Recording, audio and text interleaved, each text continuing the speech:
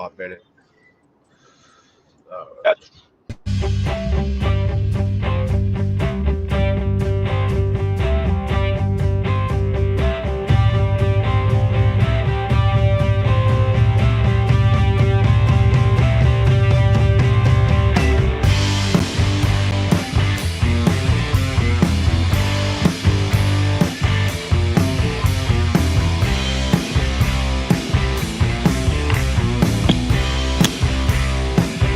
Yeah, come on. If I ever get out of this house alive, gonna set the whole goddamn place on fire. Forget about the past, the future won't last. Pretend that these stones were not meant to be thrown. If I ever get wise without putting in time, never have the fear of being alive. Forget about the past, the future won't last. Pretend that these stones were not meant to be thrown.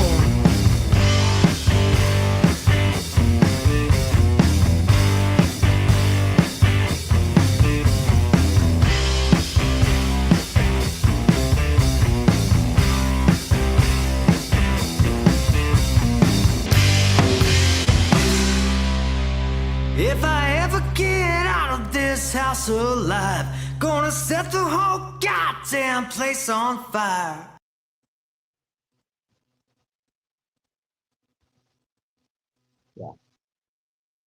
Hey, what's going on? Oops. I just went. Caribou just sitting there. What's up, bud? Having a good time? Smile? Yeah. Smoking. How you guys doing? Fucking Oh, we're doing good. Fuck yeah.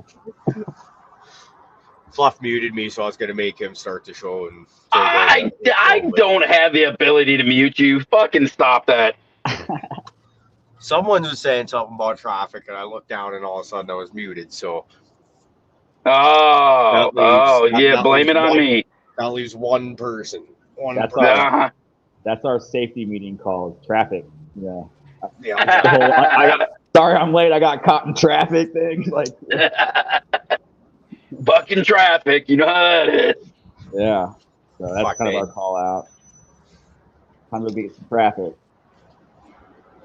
Like I had a fucking hell of a caught in traffic one there a couple days ago, or weeks ago now. Fucking it got roasted by the cops with one of these burning in the car at the time. Ooh. It ended up in a very expensive thing, but I was able to explain the smell sufficiently that so it was amazing. Man, what are you smoking on? I'm smoking on some Sunset Sherbet right now. Just took it down 2 Fridays ago.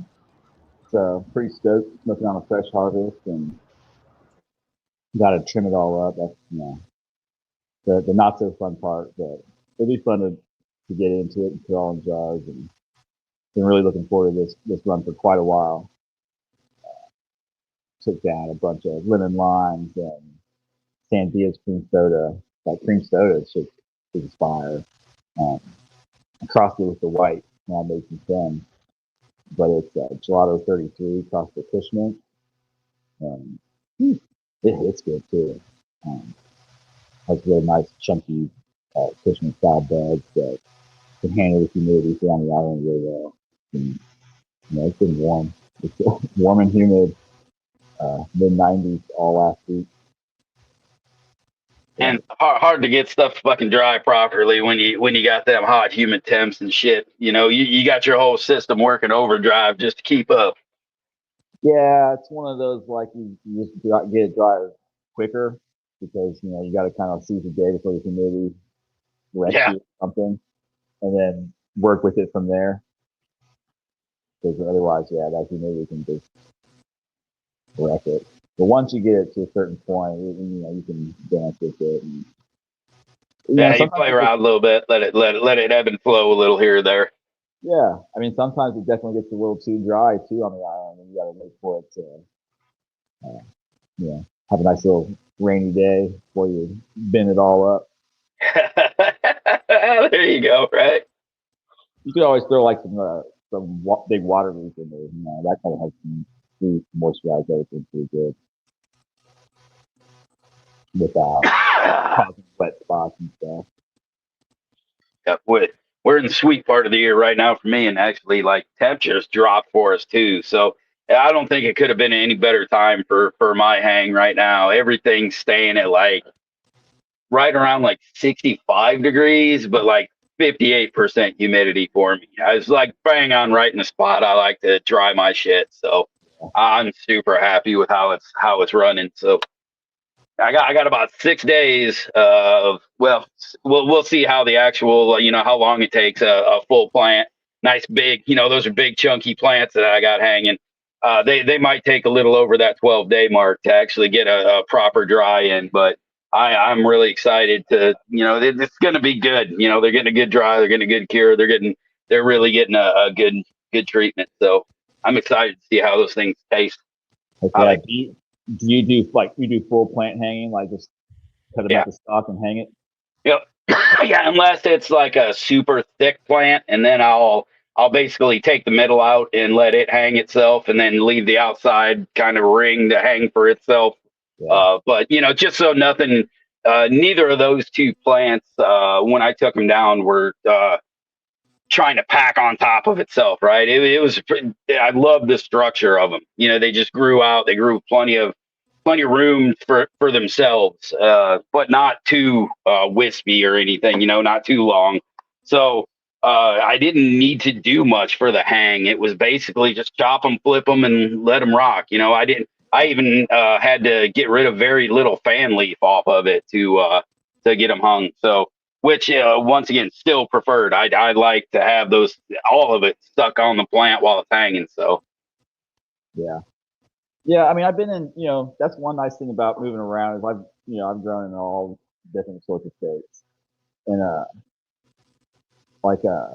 here I definitely I leave a little bit more fan leaves and sugar leaves on them. I don't really worry about the fan leaves, but I do like to leave the sugar leaves on them just because, it protects the trichomes and the buds and kind of, it does help with the moisture and stuff like that. And I'm also kind of a lazy thinner, so there's that too.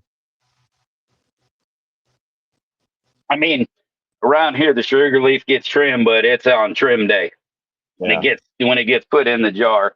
But I am kind of I like to have fancy looking buds in my jars when I got them, so I do give everything. At least I used to, but I taught my wife how to trim, and when she takes over for me, she does a fantastic job of doing it the way I would like. So I got nice manicured buds all the time. I love it. Okay. But mine's definitely like a farmer's trim. People say we can recognize your shit. But my wife's a lot tighter trimmer, but yeah, not mine. Sounds like it my looks house. good. It's aesthetically, it doesn't look sloppy or anything, but it's definitely enough leaf that you're gonna want to get it fresh. It's just probably gonna dry and come off in a bag or something anyway. But you're not gonna want, if you were to get it with it all on there, you're probably gonna get some of it off. It's gonna burn a little hot. Maybe you are a lazier trimmer than I am then. Yeah, but I don't. I don't trim too neatly though because I'm just one of those people. I'm in a hurry. I don't like trimming, so I just want to get it done quick. But also, any sugar leaves that are left on are covered in trichomes, so it's I'm just like it's medicine. But yeah. And if I do trim, I trim it like I'll trim up like a branch and then smoke on that, and then trim up a branch. But I don't like to sit around and trim up nonstop all the time. But it's what it is. I've got my old lady to do most of our trimming now, and it's pretty amazing. And we figured it out that dry time is always it happens too quick where we're at. It's always just we don't have the humidity. So I've actually taught her a trick now. Like when it gets to that point, like because I'm on the road working, if you're not gonna be able to get it done, we got a couple of plastic containers that you can use. Just like cut the branches off the main plant because we're a whole plant hanger when we do it, and just put them in there. And then the moisture in those stalks will it'll keep them hydrated, do their thing. And kind of like what you were talking about just going and grabbing a plant or a branch and smoking it, but it's out of a plastic fucking rectangle container that's like that. Can't throw that out. Yeah, I mean that's how my buddy in Oregon kept their bud for the whole year. Yeah, it was all in totes, and you just get in there and do it. And you think it was in jars, all sheared up Yeah. pretty fine in the bin. It's funny. I remember years ago, like the guy I used to buy weed in high school, we were over at his place a couple years ago, and it's the same thing except for in his mom's basement. It's out in his garage kind of thing now. But he had like those big Rubbermaid totes that are full of weed because he's a fucking medical grower. He's allowed to do that. I was just like, But yeah, hey, dude, that's yeah, that works. Yeah, what can you say? Yeah, that works. I'm smoking your weed right now here, sitting with you, and getting high. Yeah, that seems to. I mean, jars are cool. I love jars, but some guys get to a point where it's just not feasible. It's turkey bags and bins. Look at G-Bay. He'll be here shortly. He sent me a message a little bit saying he'd be a bit late, but he was talking on the last Sunday morning show. I think he had like 190 canning jars one year. That's fucking obscene. That's a lot of space. That's a lot of weight just in glass jars. Yeah. So this year he switched over to vac sealing it and keeping it in a tent that's humidity controlled, and he's raving about it, the way he's been able to keep the quality of his beats. So that's awesome. Yeah, I've always just tried to keep myself just under that point. Like if it doesn't fit in the freezer, in the storage freezer, then it's just too much. So Yeah. but the problem, I did move to using half-gallon jars and gallon jars rather than normal people-size jars. So I got that ridiculousness. Is you got to pull out fucking weight when you pull out a jar, but at least you get your hand down in there. Yeah, exactly. Shit, fuck, I had a point before this, but no, that's it, man. I've always just kept myself under that point because I've just always hated putting it in plastic. It's just, especially long-term storage. It's just like, But I hate washing fucking jars, and I got like, fuck, I bet you I got 70 fucking jars to wash before this next fucking harvest. It's irritating the shit out of me. I don't have that ready, but I was looking at them the other day. It was just like all over my house. You'll find like canning jars that are just crystally as all hell on the inside, but there's no actual weed in them. They're fucking everywhere. It's like mine are all upside down. Yeah. If they're empty, they're upside down. I like it. A lot of upside down ones. It's like mine are taking up like a fucking whole corner over here in the fucking basement. So it's like I gotta walk by it every day. So it's like, wash me, motherfucker. I go, yeah, I'm getting there. You never do. Hey, harvest is coming up real fucking quick. Or I mean, not harvest, but actual like jarring's coming up real quick. So I got to get my ass to it. Yeah, it all time flies. Right? Yeah.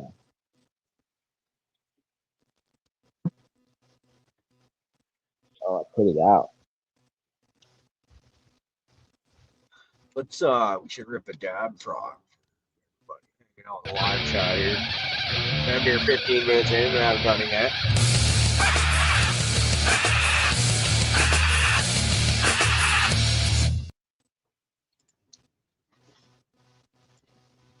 So here, actually hit on this first, and then I'll fucking ask something. There we go. Cheers, Western Main Man. Trying to get to everybody in the live chat there. If anybody I've forgotten, my apologies. I just figured out how to see the chat on the computer. Now I got to try and figure out how to do it on this iPad. And it looks like.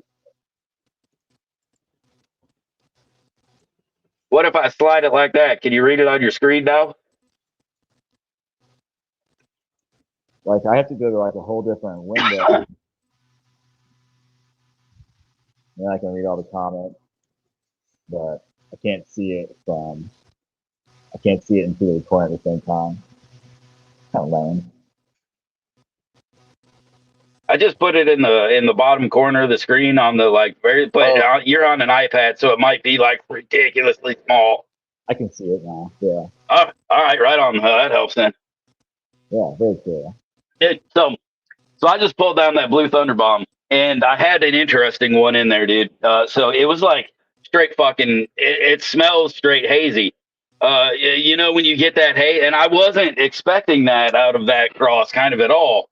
And it might have been just my not wrapping my head around what I was thinking, but you know, one of them came out. It's got a real nice kind of almost great candyish. With that hazy end coming in on the backside, right there near the last like 3 weeks it came in, like on that back note. And I was like, okay, like I can dig that. 'Cause But you the took them other really, one, what's that? you took them pretty long, right? Yeah, I took him 70. Yeah. Yeah. But that one, man, I mean, from the time it got a trichome on it, smelled like straight fucking haze. And I was like, ooh wee, all right. Well, but was done like I said, you know, that one was for sure done probably somewhere around 63 days. But Mhm. I wasn't pulling and it was just gonna sit there anyway. But Yeah, it got a real nice purple hue to the buds, the longer it kind of sat there. So that's cool. It didn't like oxidize out. no, man. Fucking look good, look great. I may have just missed like prime terp fucking, you know, height on it.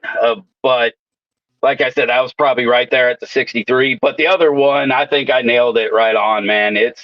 That thing was loud as shit the day I pulled it, and just the whole house still reeks every time you open up anything around it. So Heck yeah. Love to hear it. yeah, and like I said, that one's the more kind of like the candy-ish, kind of like the grapey, the sweet grape kind of berry thing, like Mhm. candy berry mixed with that hazy, and I think it's going to be real nice. Awesome. Yeah, I figured it'd be a really nice pairing with the shistaberry and the cherry pie kush to not really have like anything really crazy different from the parents. I mean, it sounds like I would expect that haze to be like kind of like a something crazy from the shistaberry genetics down to the DJ short shit. Yeah, that's kind of what I was thinking too. Is like that had to be pulled out of that Shishkaberry lineage somewhere. Yeah, Uh, so, but that's it'd be interesting to see how it smokes. yeah, I'm real excited. Like I said, in a couple days, I'm gonna bag some up. We'll bring it to some of my fucking, you know, the local garden club members here in chat, and I'm gonna give it a try. So Heck yeah, I'm waiting with fingers crossed. I think it's one. I feel like it's gonna be a nice uplifting smoke, especially that hazier one. Which is another reason I kind of went ahead and let that one run that 70s, because I wanted it. Shit that smells like that is always fucking like rocket fuel for me. And so I wanted to tone it down just a touch. yeah, that's awesome. Yeah, I was hoping the cherry pie kush would just kind of keep it from being so like nap time weed. Because that's kind of the shistaberry is. Like it'll have you kind of talkative and creative and want to move around shit, and then as soon as you start to come down, you're like, ow. Well, and that's kind of what I was hoping was that representation of that kind of foxtailier, bigger structured one with the sweet smell. I'm really, you know, they definitely showed me in the beginning little shots of that kind of cherry pie, and while it didn't quite hit the note I want, it does seem like it might be a good pairing of the two, which is right exactly what you're looking for when you make that cross, right? So, Yeah. I think it'd be real neat. I think it'd be super cool. Yeah, I'll have to load up pictures of those males again since I lost my account, had so much information deleted. Those males are epic. I mean, they had big old like 2.5, 3 foot colas. There was a solid flowers stacked in one giant spears, and they were resinous and stunk, and they were some pretty badass males. So Yeah, that definitely, that that would definitely be reminiscent of that bigger one, man, because that thing just wanted to fucking stack. I mean, it's got huge fucking nugs on it, man. Oh, uh, I'm excited. Like, yeah, I almost want to go get one now and try it, but it's only 6 days hanging, and that would be rude. It's speed drives around here. It's just, I can smoke on it usually in 7 days. It's not the best. Oh gosh, yeah, no, not here right now. I'll cut a branch and I can let it sit in the AC for the day. You know, and by the end of the afternoon, it'll be like a decent representation. But shit tears you up sometimes. Yeah, hey, that's what I'm talking about. But you got to talking. You just finished all those white crosses. How's all that working out for you? Have you started into testing some of those crosses now, or?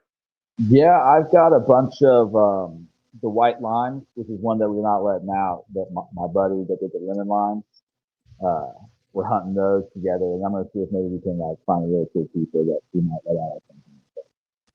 But hunting a bunch of those, and then I'm hunting the womp, which is the lance cross to the white. That lance, I mean, for me, honestly, like I spent the better part of a year and a half, 2 years just ragdoll and gelato. You know what I mean? Making memes and talking shit on gelato.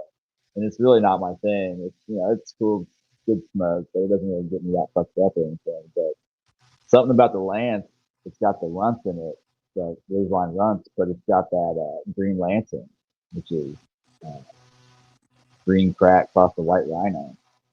And so I mean, it hits.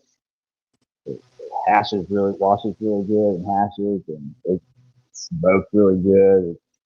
It's pretty, and it's fucking, it'll leave you fucking kind of stupid. But yeah, really stoked on those crossed to the white and seeing what comes from those. And then I also crossed or popped a bunch of the white, the Skittles crossed to the white. Um, so really stoked to see those. Just never have enough space. You fucking tell me about it, man. I'm getting ready to start the hunt for the F3 on moving one of mine forward, and it's like, right, I'm like shut everything down, clean everything up, and then when I just think about filling everything up, I'm like, fuck, I ain't got enough room for all the plants I need. Especially once I dedicate like a fucking tent to the males. That way, I've got, if something decides to pollinate, it gets directly fucking outside. I've got that covered, but that takes that whole tent. So males get that one, and then fucking, I gotta go. You want to go through a ton of females if possible, and you want to give as many as you can a decent chance. So you have a few around for a while that might not make the cut, but they stay on a little longer than they probably should. You Yeah. know, So, and fuck yeah, but and until you're ready really into to flower, and unless you're like a real fucking you're real cutthroat with them. um, yeah, man, it gets fucking hard. Space gets fucking premium.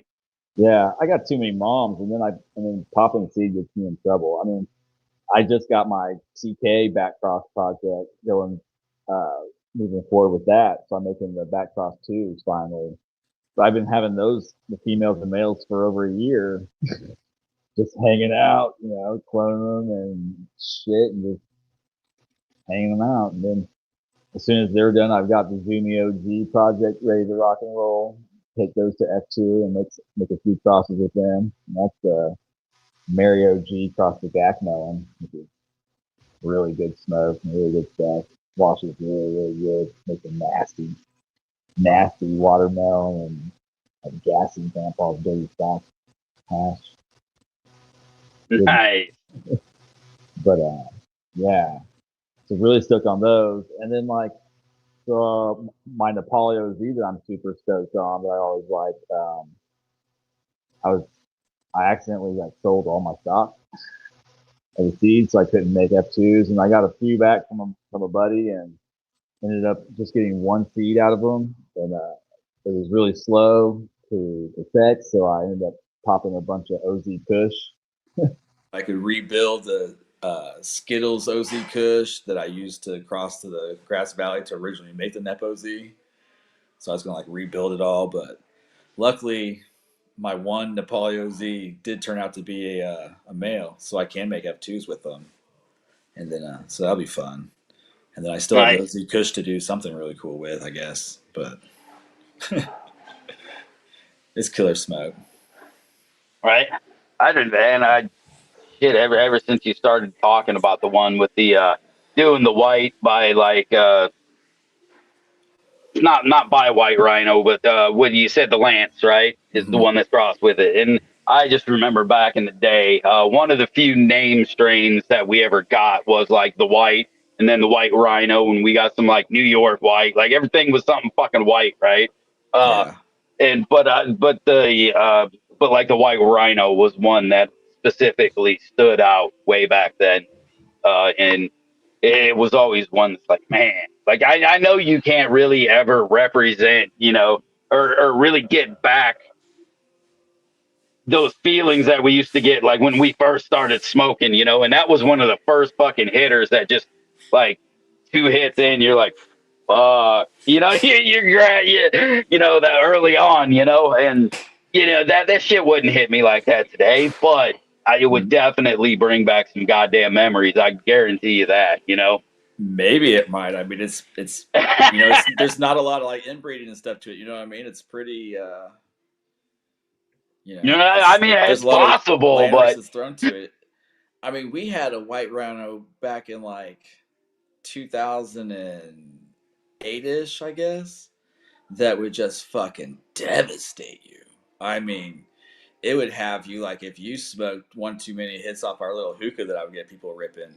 Like you'd be walking so pigeonholed, like every step you take, like the floor would be sinking up to your stomach, and like you'd be thinking you're gonna fall through the floor and tripping out and turning green and crying. Like people would fucking wig out, like wig the fuck out. I mean, I think if I could find another one of those in this white rhino seeds that I have, I think hey, it'd I be will help you look for all of those you want if you want to send me something to look through too, because I'm looking for that shit too. I remember that, man. yeah. And that's funny. You were talking about that, man. The last time, or like the first time, uh, that I kind of when I really got back into it, like Vegas legalization. Me and the wife were there, and we got some like gummies and shit, right? And we Yeah. didn't realize how much edibles really fucking and how much these because in like Vegas at that time I think there were 100-gram fucking gummies, and me Mm-hmm. and her just split one. Two people who have had like maybe 5 milligrams of edibles in the past 25 years. You know what I mean? And fuck it, that was one of those things. That's what it felt like, dude. We were walking out pack fucking Vegas Street, like feeling that way, like every, and it was just like, holy, just this sonic zone. Just get where you're going, man. Just get where you're going. Yeah. I mean, I remember the old like Prop 215 fucking gummies that were like 500 milligrams. Like you fucking like, rip it in half Oh, and dude, start they were sharing it just and shit on a fucking gummy bear. People are like, "What the fuck are you splitting a gummy bear for, dude?" But right. I love the way it hangs with you. Like edibles don't really fuck me off like hard, but they hang with me forever. So that's kind of what I like about them. So like I really like to do like the bulletproof coffees and stuff. Little you're in the blender like your coffee, a little bit of coconut oil, a little bit of medicated butter, a little bit of honey. Blend that sucker up and whew, be Sounds good. suited. My Just wife yeah, hated it. She'd be like, "I can smell it on you." She's like, "I can smell you sweating it." oh, that's funny. The the infused olive oil just fucking stinks when you use that. Like if you don't have, especially if you don't have anything to like hide the smell with, like that you're cooking it in with, like a good stir fry or something. I'll have to hide it, but working on the road with other people that aren't typically around to smell like that is fucking awesome when you get the reactions. Like they walk in like, what the fuck is that? It's Oh awesome. That's yeah, what it is. yeah. Because you can tell, but it's pungent. Like it's Yeah. Yeah. Yeah, every once in a while I forget that I probably sweat the smell. And so you got to think about it. You're like, oh shit, that's me. Shit. yeah. Oops. It's Oh all well. good. Yeah, right. Yeah, I probably do most of the time, but you pretty much sweat all the time outside here. We're pretty much about to enter into hurricane season where it's every day's upper 80s to 90 and pop Fucking up 80 to pop 90% humidity. yeah, a little pop up thunderstorm every afternoon, and then Nice. it doesn't cool off. Yeah, No, being a no, just Midwest boy, fucking you're used to you see it rain, and get those thunderstorms, and it's like you go outside and it feels amazing, cooler yeah, and crisper, and you're like, ah. Here it rains like that, and you go outside and you're like, it got worse. You're like, fuck. well, You so can see the steam so coming like off the driveway in the house. that's what happens like in the middle of the fucking dead middle of the summer for us. Like we'll get like 2 of those, But you're right, you get that shit like once every fucking 8 hours, don't you? Pretty much every day, like clockwork. Once it starts, it just kind of keeps every day until we kind of Right. like break it and get into a little dry spell.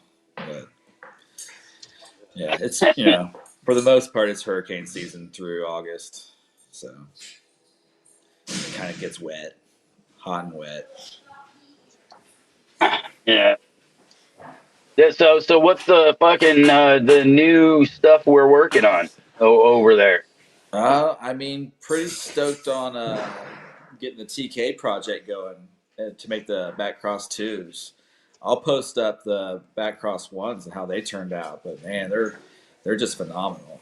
There's just killer OG Kush throws for that TK, and then there's some of the got a little distracted there. Yes. And then There's nothing better than lightsaber fights Yeah. happening in the fucking background.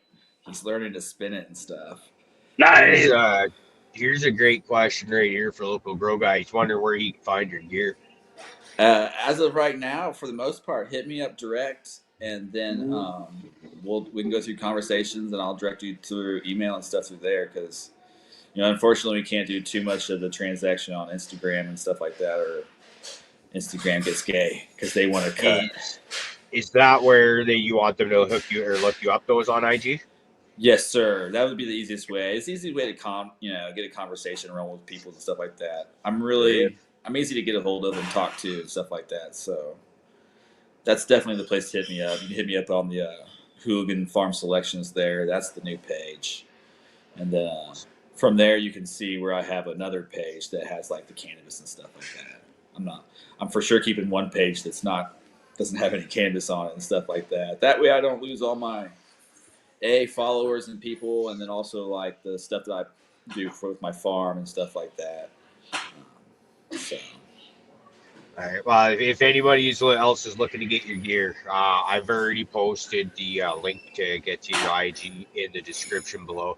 So get in there, click that up, and hit Mike up in the DMs.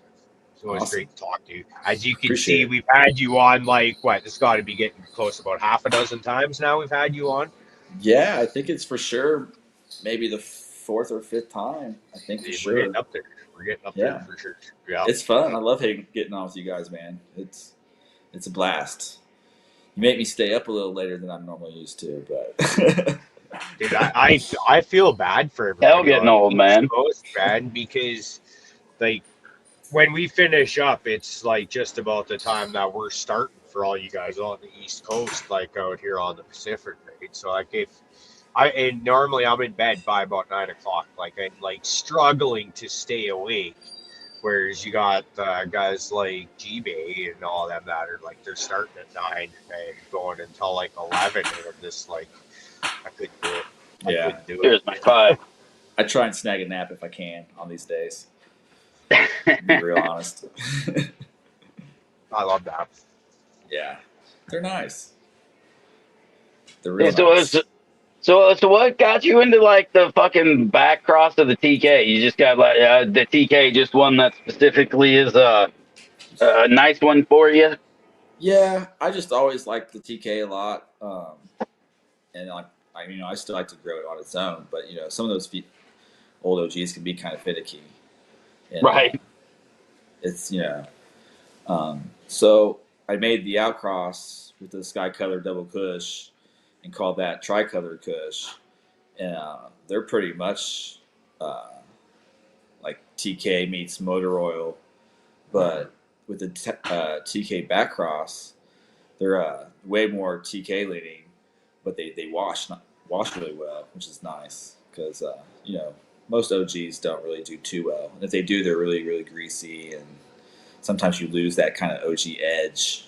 You still get a gassy profile, but it's not quite the same. But there's a few that do really well, but the TK backcross and seed form does really well. So definitely want to like keep that locked down in the backcross twos and kind of have fun with those. And um, did some really cool outcrosses, mostly to like proven washers and stuff like that. A few like bloom breeder cuts, like the Tropicana cookies and Black Maple 22. Crossed those all with the TK back cross males. And then like Straw Nana 14er and the badass Wi-Fi that we keep, GMO, Skittles, cherry pie, key lime pie, and Crippy. And I think that's it. Oh no! I got the swamp water fumes in there also. The breeder cut of that from Bloom Seed Company. That's a great strain name. There's Yeah. not too many strain names out there where I'm like, yeah, that's badass. That's definitely. Yeah, I like the swamp water fumes. It's a pretty good name. And I'm a big OGKB fan, so you know I know he used the 2.0 or 2.1 or whatever it is, but I still like OGKB no matter what.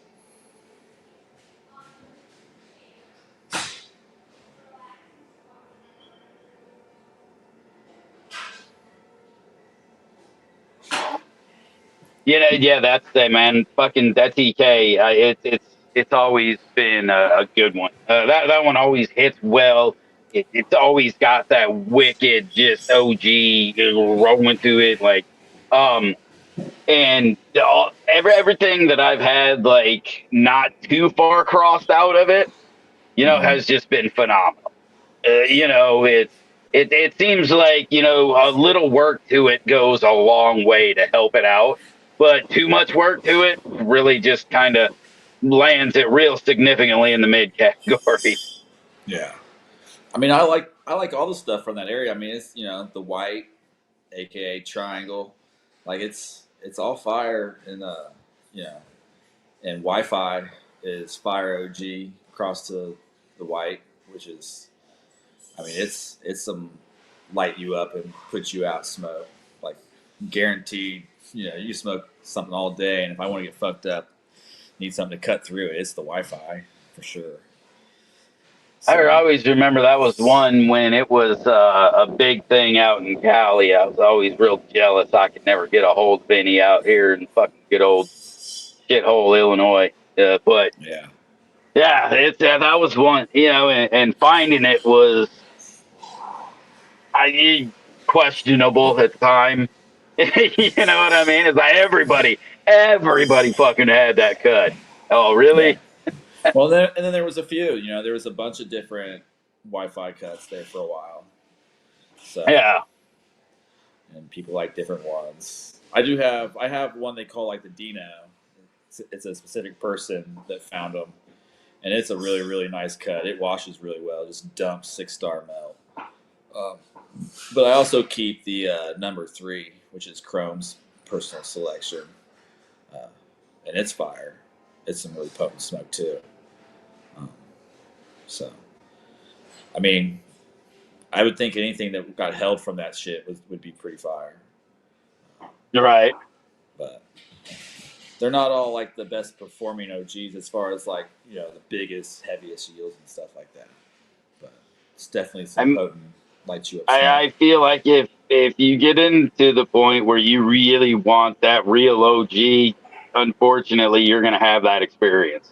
Because that's what you have to have to get that real OG fucking weed. Yeah. I mean, I feel like you can get like, it depends on what kind of OGs you like too. Because some of them get real tall and leggy, and some of them don't tend to do quite as bad. Like Irene's not as bad, but like the Mary OG that we keep is an Irene S1, and she fucking puts out like crazy. Um, it's not like as like pure OG profile that some people might like. Like some people want it to be like that pure, like either like that just pure tennis ball kerosene gas, or some people like the pine, like that pine with the gas. Um, but she's got more of like kind of a Kimmy OG with like I get her to get a little lime on the exhale, and she's fire. But she puts out like crazy, and it's potent. It's that fucking roll a joint or a blunt, and you're gonna wake up to having half of one sitting there waiting for you. Like, do you want to have a lazy morning, or are you gonna make a better decision? Yeah, yeah. So, she's We're gonna continue to ruin the rest of this day. Yeah. I like Yes. those are my Yeah. favorites. Yeah. Or are you gonna brew a bunch of coffee, get the espresso machine rolling? But I mean, I love OGs, so I definitely go through all of them and have been through pretty much all of them. So I keep quite a bit still because it's hard to get rid of them, but I definitely When you narrow it find down. something that just like suits your own personal biology and chemistry and stuff like that, which sounds like OG is absolutely your jam, it's hard to deny, man. It's just like that. What's that song lyric? The touch of velvet up against my soul. That 420 by 6 feet under. Yeah. It's man. That's what it's like. It's yeah. Heck yeah. And I mean, that's the thing is like, and they're all good, but like, I definitely know like my specifics. Like, I'll definitely, if I'm running OG, I'm going to run a bunch. It's either like the Wi-Fi, Mary, or Face Off. Those are probably my 3 quickest go-tos for that pure OG. But because they just hit, and they kill. That was the last one I looked through. A buddy of mine threw him over my way. Was this Ghost Walker OG? Was that aficionado or something like that? Did it? And it was just like fucking 9 OGs by fucking 9 OGs cross, fucking crazy, and it definitely has that OG fucking feel when you smoke it, and it was kind of on the more fuely side of it, and I really wanted it to go really deep into there, get those real chemi fuely fucking aspects, and it just, for as far as it was crossed into it, and it was a real nice frosty little. It had all the OG structure, that kind of, but it just didn't quite get it, It just wasn't quite there, man. But it was good. Yeah, I still got it. I'm still smoking on regularly. I think that's what I got in here. No, that's mine. That's the fam. But, yeah. But yeah, I enjoy those OGs immensely, much like you. I love Skywalker. She's just not my favorite to run, But it's kind of like Ghost too. Like I like Ghost. Ghost is fire, but I don't want to propagate a bunch of Ghost OG cuts and then throw them out. And that's exactly why one of the actual factors where I threw it in the cloner, and I was like, motherfuck, like seriously? And in production on it, right, you would have needed a fair amount of them to do some work. So I was like, we'll find something better. There's better out there. Yeah, some of them I found, like, if you get them to like week 2 of flower and then clone a bunch of lowers, I found they'll clone up like that, instantly. Really? But then you still do have a little bit of a reach veg and stuff, but so it's kind of, yeah. But you're so early in the flower, that re-veg isn't bad at all. Right? Yeah, because I've got straight up nugs sticking out of my fucking cloner right now. So yeah, I've been there. Been there. I'm not happy about it, but they are re-vegging and they do have roots. So That's awesome. yeah. Now as long as they go to the soil just fine, we'll be. I think I'm gonna wait till I can almost take a fucking cut off of that nug inside of there and reroot that bitch, and then get it again. Heck yeah. Yeah, I usually go just the re-veg route and try and just set a plant off to the side. But man, it's always no There's matter always what something, ain't there? when you're in that part of the stage, it's just nerve wracking and annoying. I Oh, got dude, plants that we did that with that I'm just putting into bloom now. That we flipped them to sex them out. Fuck man, 3 months ago, 4 months ago, or something like that. And after going through all the fucked upness of the rebadge and coming back to normal, you have plants that are up to the bottom of your rib cage, maybe a little bit taller, and they're just like, okay, fucking do something with us because Yeah, they get super we're big. productive. I mean, Yeah. it pays off. It can be a nightmare too sometimes. Trying to clean out all of those innards. oh yeah, when you like fucking monster crop one of them bitches and you Yeah, let her roll. and Oh get the fuck. re-veg going on it and all that. And Yeah, and you just go ahead and let that bitch roll. Yeah, yeah, that's a. I remember I filled a 2x4 tent with a plant like no bigger than the size of a small shrub, dude, like fucking knee high. Two yeah, by four just filled with nut fucking buds that came off of all these weird. Oh, it was. But getting it like formed finally, all the shit you have to trim out of that. Oh my oh yeah, god, is that a nightmare? But yeah, once you get rid of all of that extra weird spindly fucking growth that shows up, you end up with some nice sturdy stalks that you're playing around. Oh oh yeah. yeah, Because by then, right now, usually these things are like an octopus or something like that with like 8 arms coming off of them. And those are going to Mhm. bear some weight. You could do some like you can go stab somebody with one of those things when it's dry after you got a re-veg done. Those are Dude, substantial.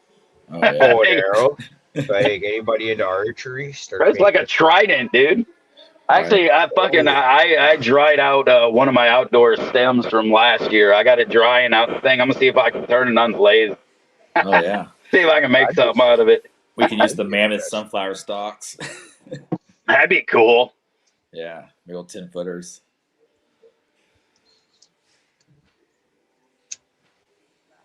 Uh, So, another question? I think we were talking about this pre-show, but not actually in the show. Jay Patrick, I believe, is asking about IG. You had a new IG, and kind of covered a little bit that you got your ship blown up and they deleted your account. Are you able to go into the BS that kind of went on for that? Because I've been following you for a good couple of years now, and I've never seen you post anything that I would consider controversial in any way, shape, or form. Maybe I'm a little biased because I am absolutely pro cannabis, but has cannabis actually ever harmed or killed anybody? Right. Oh, I mean, there's sponsored ads on Instagram for rosin and breeders like Soulfire have sponsored ads, and so I mean, it's clearly just they want to cut. But I mean, yeah, I had my account for like 9 years, and I got to my first 1,000 followers without posting anything more than a seed. Other than that, it was all like urban farming and stuff like that, and urban farming tech. And then, what's up, G? But then, yeah, so I did like the white drop back in February, and then like woke up to having like 17 posts reported for like nudity and stuff like that, and basically got my account shut down, and then I wasn't able to even load up a new Instagram account on my phone. Anytime I would try, it would just instantly just nuke it. I'd get about like maybe 10 minutes in or something, and then it would just nuke it. Uh, so I had to get like an iPad and do the VPN and all that bullshit, um, and that's working. Um, so like I had an account from February until like just a little bit ago and was rebuilding, and then got nuked. Uh, Whether it's people reporting shit or who knows what, but So yeah, so now I made a new account. It's the Hooligan Farm Selections. That specific account focuses more on like our turmeric and ginger growing and the super hot peppers and like farm tech and stuff like that. And Dude, then what it'll, was that? Was it a red torch ginger or something like that you were posting up just yeah, recently? yeah, we recently picked up a red torch ginger, a pink torch ginger, and a white torch ginger. And they're more like medicinal and more like just, like for pollinators and stuff like that. Those specific ones are. But Okay. we do have a lot of different gingers and turmeric here that we're farming and increasing and stuff like that. Um, so yeah, that page is going to focus on stuff like that and the farming tech and all that kind of good information. And then it'll stories and stuff will kind of kick to the other page and repost from there. But I have another page that you can find from there that's just Hooligan Selections, and it's all more of the cannabis and stuff like that. And then we're just I'm focusing on like we can initiate sales and stuff like that in the DMs, but anything from there we're just going to take to email or signal just to protect folk, protect myself and protect other people because this shit's gay, man. I gotta Well, and that's one hunt thing me people and you were down. talking about while we were doing this, because when they do something like shut that down, you lose every conversation you had. So you lose information. You may have had farming fucking tips in there that you had given to somebody or that you had received that you were needed or fucking orders that you were waiting on or fucking information to get shit to people or from but now you have zero access to any of that. It's not, they don't just keep you from posting, they literally keep you from having any of it. And that fucking Yeah, hurts. and then like now so when I started this account, like uh, I'm fucking like I'm trying to follow people and I can only follow like 3 people a day. And Instagram's like you could be violating community standards. Prove you're a human. So I gotta like prove I'm a human and do this bullshit. And then they're like, you've done this action enough for the time. Try again later. So I can only follow like so many people a day and message people. And I'm messaging people on like on PayPal and shit like that through transactions and other people are reaching out. So it's people are. It's nice that people are trying and shit, and I'm trying. And it's Well, it's infuriating too when you see certain pages that have been lingering for years and they're just full of fucking trash. And then you see yeah, people that are trying and good parts of the community, and they're dealing with hardships and building up thousands of followers every couple of fucking months, man. yeah. Yeah, I mean, no it's fun. like you said, people posting crazy shit. But then there's also sponsored shit where people are paying Instagram to fucking put up their rosin and their seeds and shit like that, and It's okay as long as you pay them to fucking put the ad out.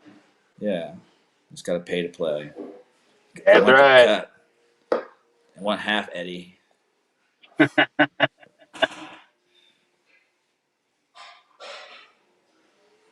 It's always a sad day when you crack into the jar and the jar's got nothing left to give, eh?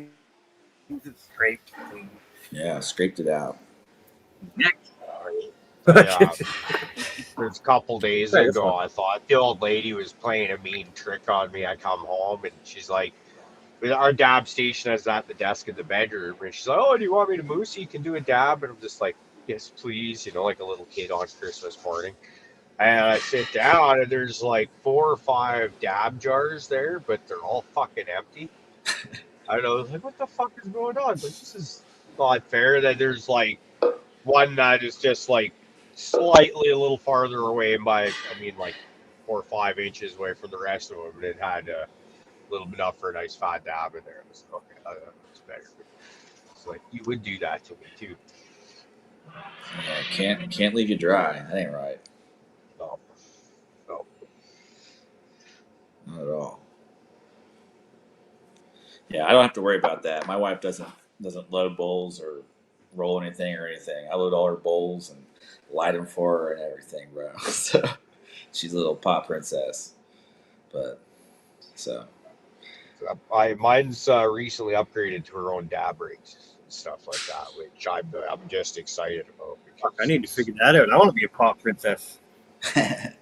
You might not want to have to do all the things that come with it, bro. Yeah, you take care. Yeah, think long and hard about that one, GB. Yeah.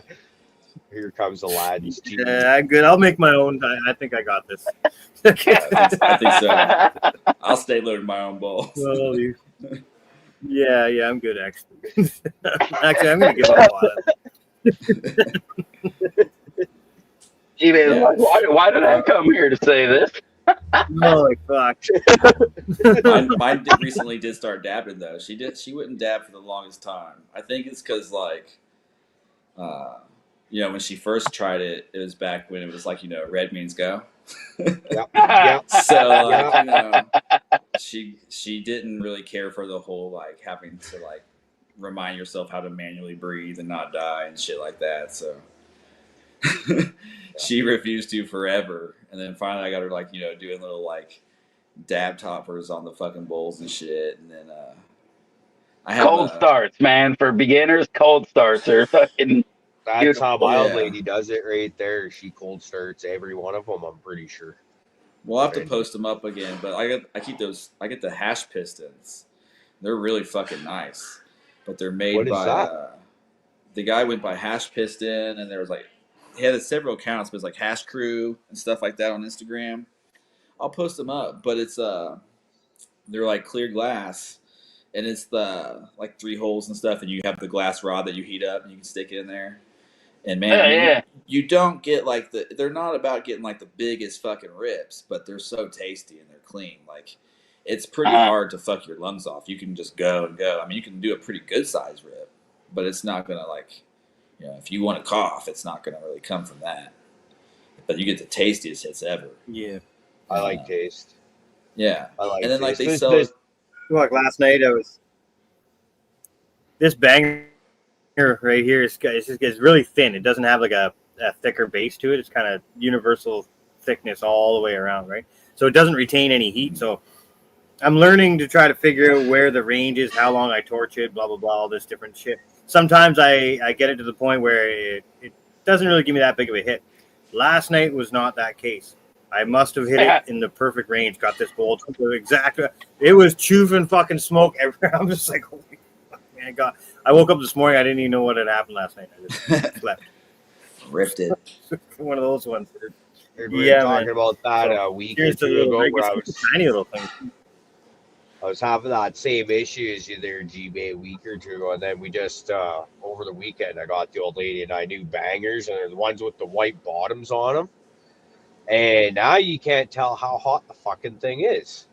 So it's like a guessing game now, like way worse than it ever was before. And when it's hot, it fucking holds heat for so much longer. So I got this new banger that's a little bit different than anything I've really had before, right? It's not too thin, it's not too thick necessarily, but it's just somewhere in there. So you got to learn the temperatures. Yeah. Yeah, I don't have a dab right or anything like that for reading temperatures.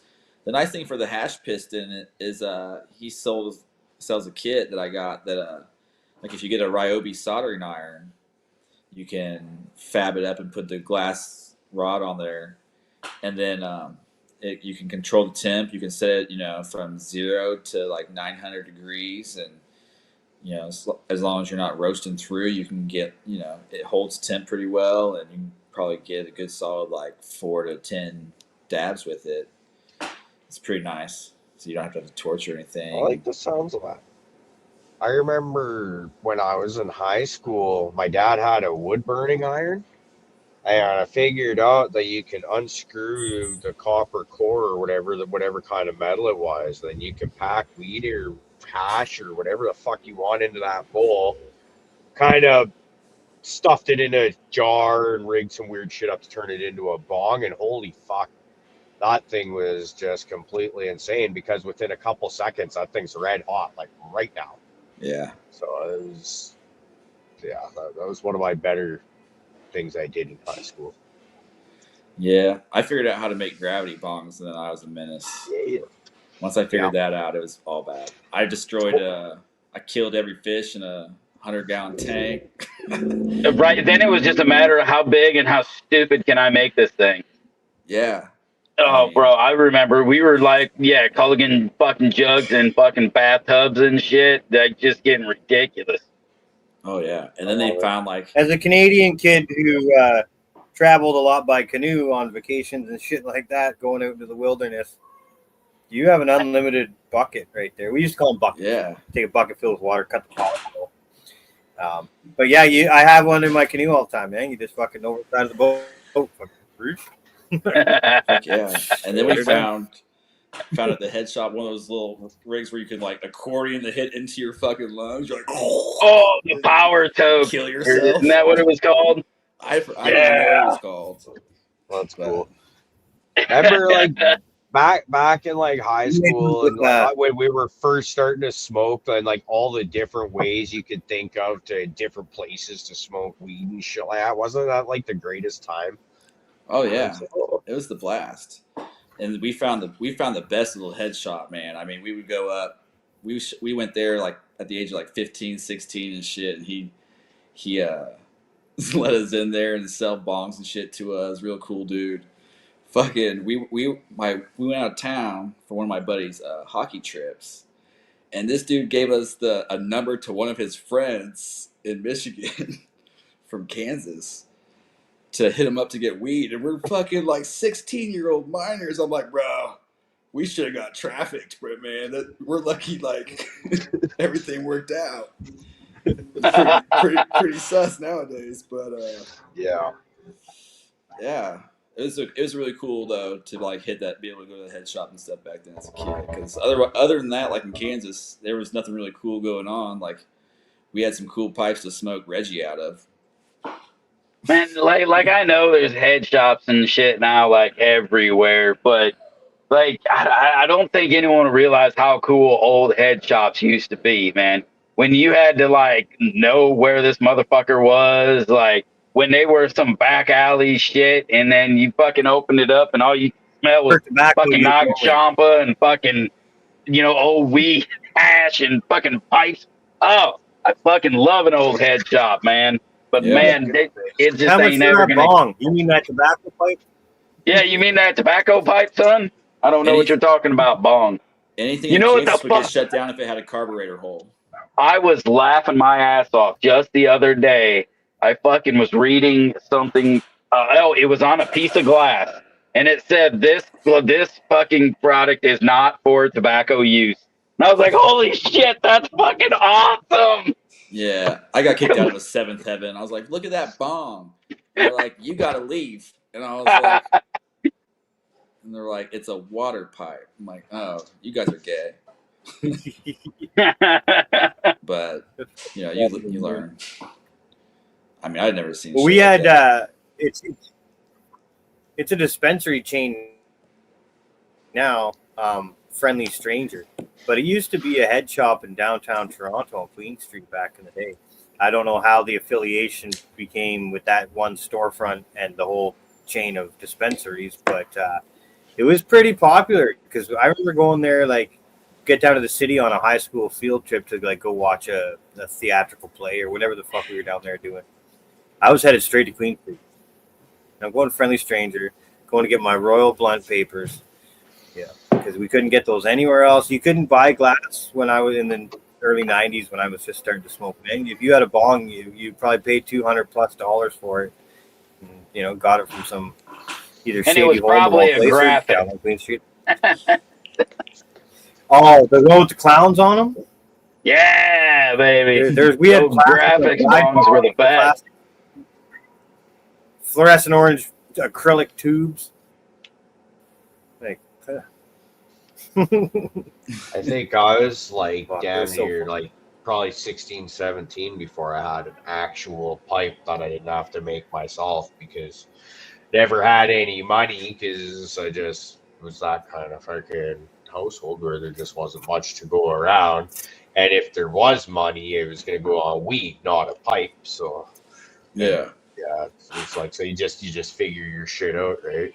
The good old go to the plumbing section of the hardware store and fashion yourself up some.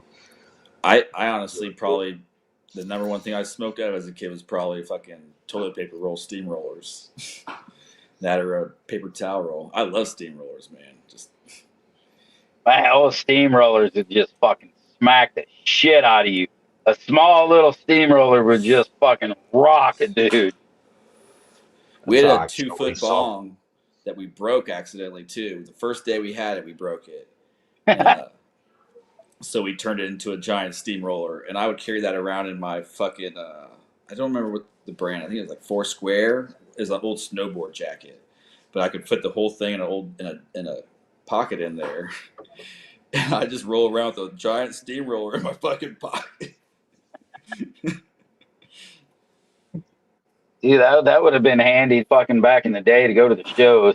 We used to like fucking the night before a fucking good show that we were going to, go over there, toss fucking bongs over the fence, hurry up, try to be the first ones there to run up the fence, make sure we got our fucking shit. Yeah. There's a venue where people are known for like burying shit and stuff like that, and then they'll go in and dig it up. And then there's some that's one nice thing. It's like depending on where we're at, concerts weren't too bad. Like some venues are really bad because they want you to buy all their alcohol and shit. But some of them are pretty cool where you could just go in and smoke and they don't give a fuck. Like we went to a Slightly Stupid concert in Lawrence, Kansas, which is like the first city. It'd be kind of hard to stop weed smoking at that show. Yeah, well, and it's like Lawrence, Kansas is the first city in the whole country that banned cigarette smoking indoors. So we're in the Slightly Stupid concert, and like I'm smoking a joint, and my brother lights up a cigarette, and the fucking usher walks up and grabs. He's like, "Is that a cigarette?" And my brother's like, "What?" And the guy's like, "Is that a cigarette?" And then before he can even answer, he just grabs it from his hand, rips it, throws it down, stomps it out. And he's like, "Weed's okay. No cigarettes." And walks off. That's like yeah, the- weed's okay. That's like the best thing I've heard in a long time, man. Yeah, it was rad. dope. That's fucking awesome. But I've been at concerts where like Ozfest where people were getting like probation cases and shit. So Oh yeah, bro. That was where we were. We brought usually we had a pack of smokes with about 6 joints in it, and Yeah. back in the day that'd get us through a concert. And it'd be fucking pass it along, and then as soon as you seen a motherfucker, you just handed the first dumb motherfucker who would take it, Right. Like, oh, nope. I So don't know it what comes you're back. talking. You just get your hits real quick and let it go. Yep. Yeah, you seen an usher. It's like you just fucking boom, whoever grabs it. I don't know what you're talking about. It ain't mine. Yeah. It's There wild were, the concerts that get cracked down on too, though. Sometimes you never expect it. We just were at Cypress Hill about a month ago, and there was not nearly as much weed smoking as you would think in the audience for that one. I thought for sure that the place would just reek. It was like when they first came out, joints got lit up, but I think security was kind of going through and shutting that shit down, which is too bad. That's actually at a really good venue where they will let you outside to go smoke still. So there's at least that. There's only a few of those left in our area. Yeah. Honestly, that's what I have to say that I've seen with most of like the concert scene and shit nowadays is it's fairly acceptable enough. Everyone's like, look, just go outside, go have your fucking joint. Just don't smoke inside of here. And most of us are like, all right, cool. But, we're like, you'll just let me, won't say shit. I can fucking do it outside. That's cool. Yeah, I'm good with that, man. That's all I've ever needed. Yeah, I'll take the fresh air. Cool. I don't know how many times, made eye contact with authority of some sort, and they're just like, before the rest of the gang of authoritarians see what's up, they're just like, we know what you're doing. Just try not to be in my fucking sight. Like, yeah, like. Well, I think the whole fucking once you're in the venue, you're here and you can't go out for fresh air or whatever. I think that's fucking a little bit ridiculous. Anyways, like the BC Lions, the Canadian Football League team here in BC, you're not even allowed to smoke on their property. Like, not outside the building before you go in or none of that shit. They'll fucking send fucking security out to chase you off, which is that's wild. That's nuts, man. Like it's like I get that we want to be anti-cigarettes and stuff like that, but like, is it not still kind of a free world? Like you go out, go stand over there, so you're not right in front of little kids, sucking cigarettes or doobies back or whatever. And like it's I don't know. I think it's extreme. I really Yeah. appreciate the few venues that will let you out, because I can only think of two places off the top of my head that'll still let you outside the venue once you're in. It's Hey, that was what I was like super stoked. And I'm going to that same venue tomorrow, the pageant there in fucking St. Louis. Tomorrow's the Static X Square show, oh by the way. yeah, fuck Yeah. yeah.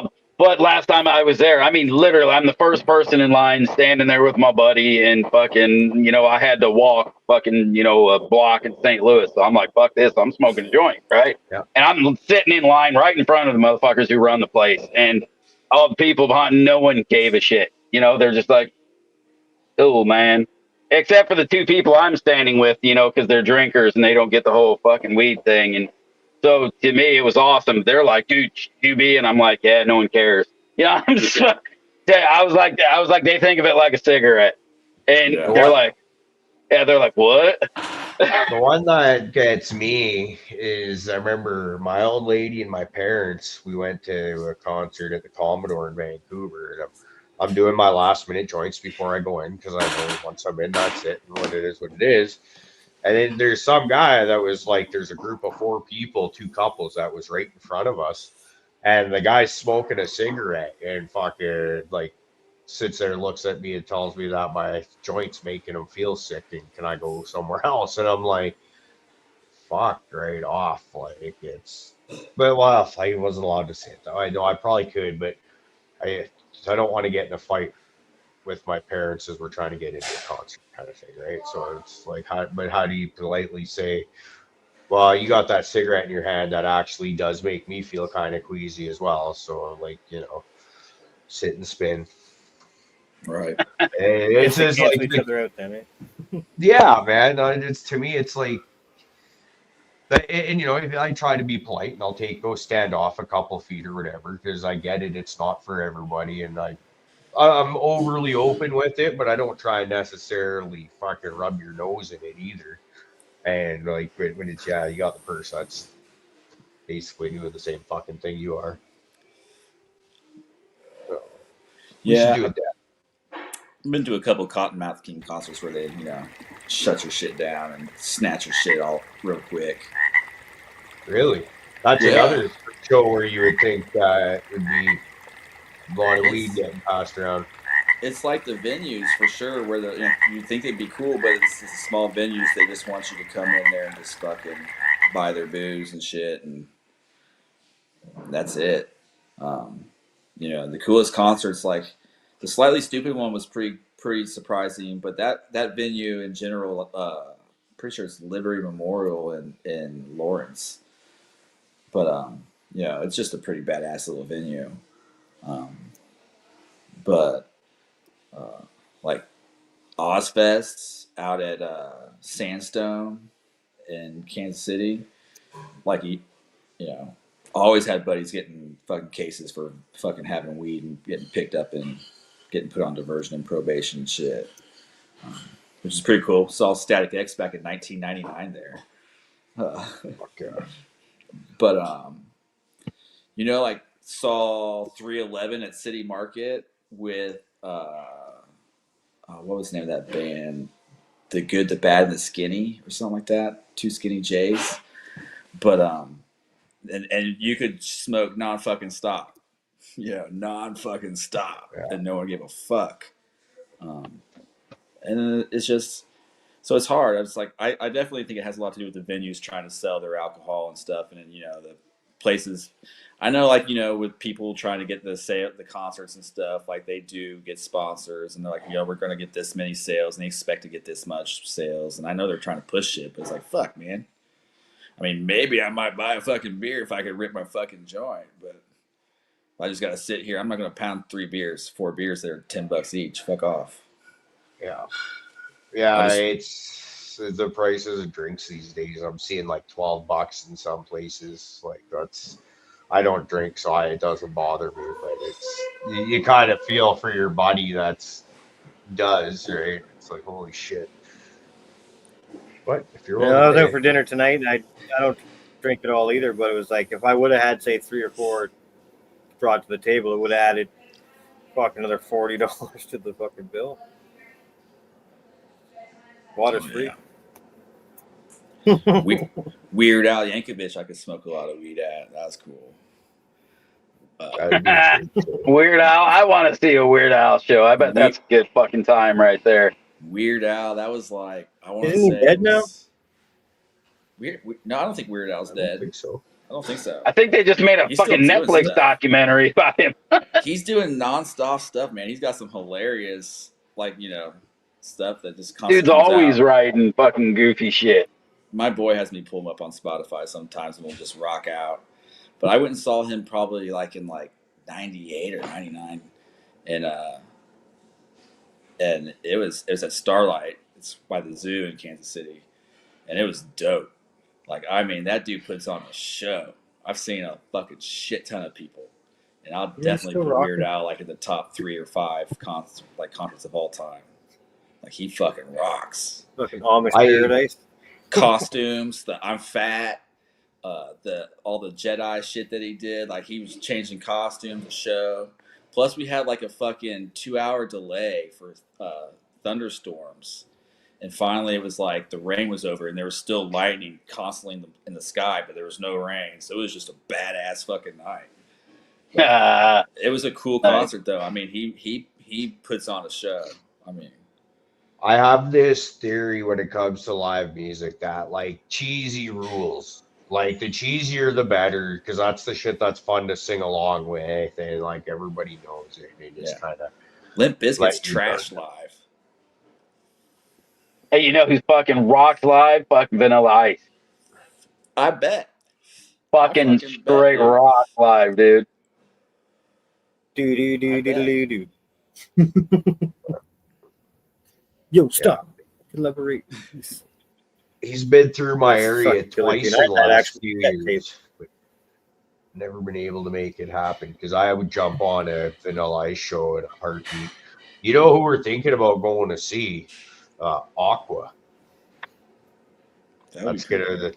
Yeah, let's like we'll be bringing the kid for that one, obviously, because that's more her thing. But I like that's like I just said, the cheese factor on that man will be amazing. I think I only know one song of theirs, but it's yeah. But, dude, cheese factor, like, and I can't even call it cheese factor. This shit was straight like, holy fuck. Me and the wife just went to see a fucking show called Hairball. And these dudes, Dude, Patrick Stone's the singer of that shit. holy Yeah. fuck, dude. You talk, this was literally watching a show of every band that they sing. That dude was so fucking awesome, man. I mean, they were on it with all the fucking mannerisms, the bullshit song. It was amazing, dude. I saw him sing with the band Sweet up in Prince George about 2 or 3 years ago. And that is one of the best performances I have ever seen for just 5 guys, no real lights or production or anything, just playing music. It was fucking mind blowing. Yeah, that guy's fucking good. He's got another band called Butterside that is original music. We went and saw Tenacious D Oh, way back. Like, this was I before would like 9/11, but and it was, you know, it was cool because this was before people were all political and shit. But they came out just butt fucking naked, chained to each other, with that like big devil statue that was on their first album, and they just jammed on their acoustic guitars, and they opened up for the Black Crowes. And like half the place left when the Black Crowes after Tenacious D was done, bro. Because they're just, you know, like them or not, they're phenomenal. Yeah, how do you even musicians, too. compete with that? Right? Yeah, I mean, yeah, it was crazy.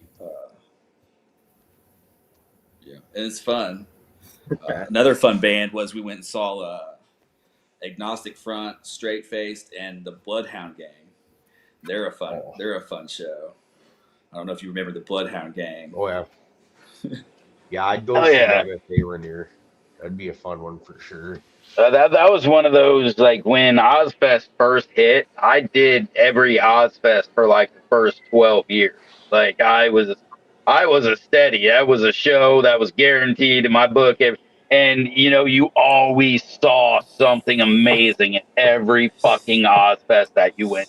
Yeah. That was some of the best concert money I think I've ever fucking spent, was fucking on those. Uh, and I've seen some damn good shows, on their own that weren't things like, those big fests. Someone was talking about like House of Blues. One of the best shows I ever saw in the House of Blues was Mudvayne, of all people. That would be And cool. dude, it wasn't even like watching. It was like watching a heavy metal version of Mudvayne on stage. I know people think, but like a really But heavy like rock. version of, Yeah. yeah, like a really heavy version of Mudvayne. And I was like, holy fuck, I'm down for this. That's that dope. was So that was like Seven Dust. Like they're Yeah. just so otherworldly heavy when you see them live. You're just like, what the fuck is going on? Like, yeah, I was like, I already like this, but this is better. Yeah. Yeah, I loved like Ozfest concerts, man. I never missed a Slayer concert that came through Kansas City. Hell yeah. And then, Rob Zombie was always pretty dope. I wish I could have seen the original White Zombie lineup.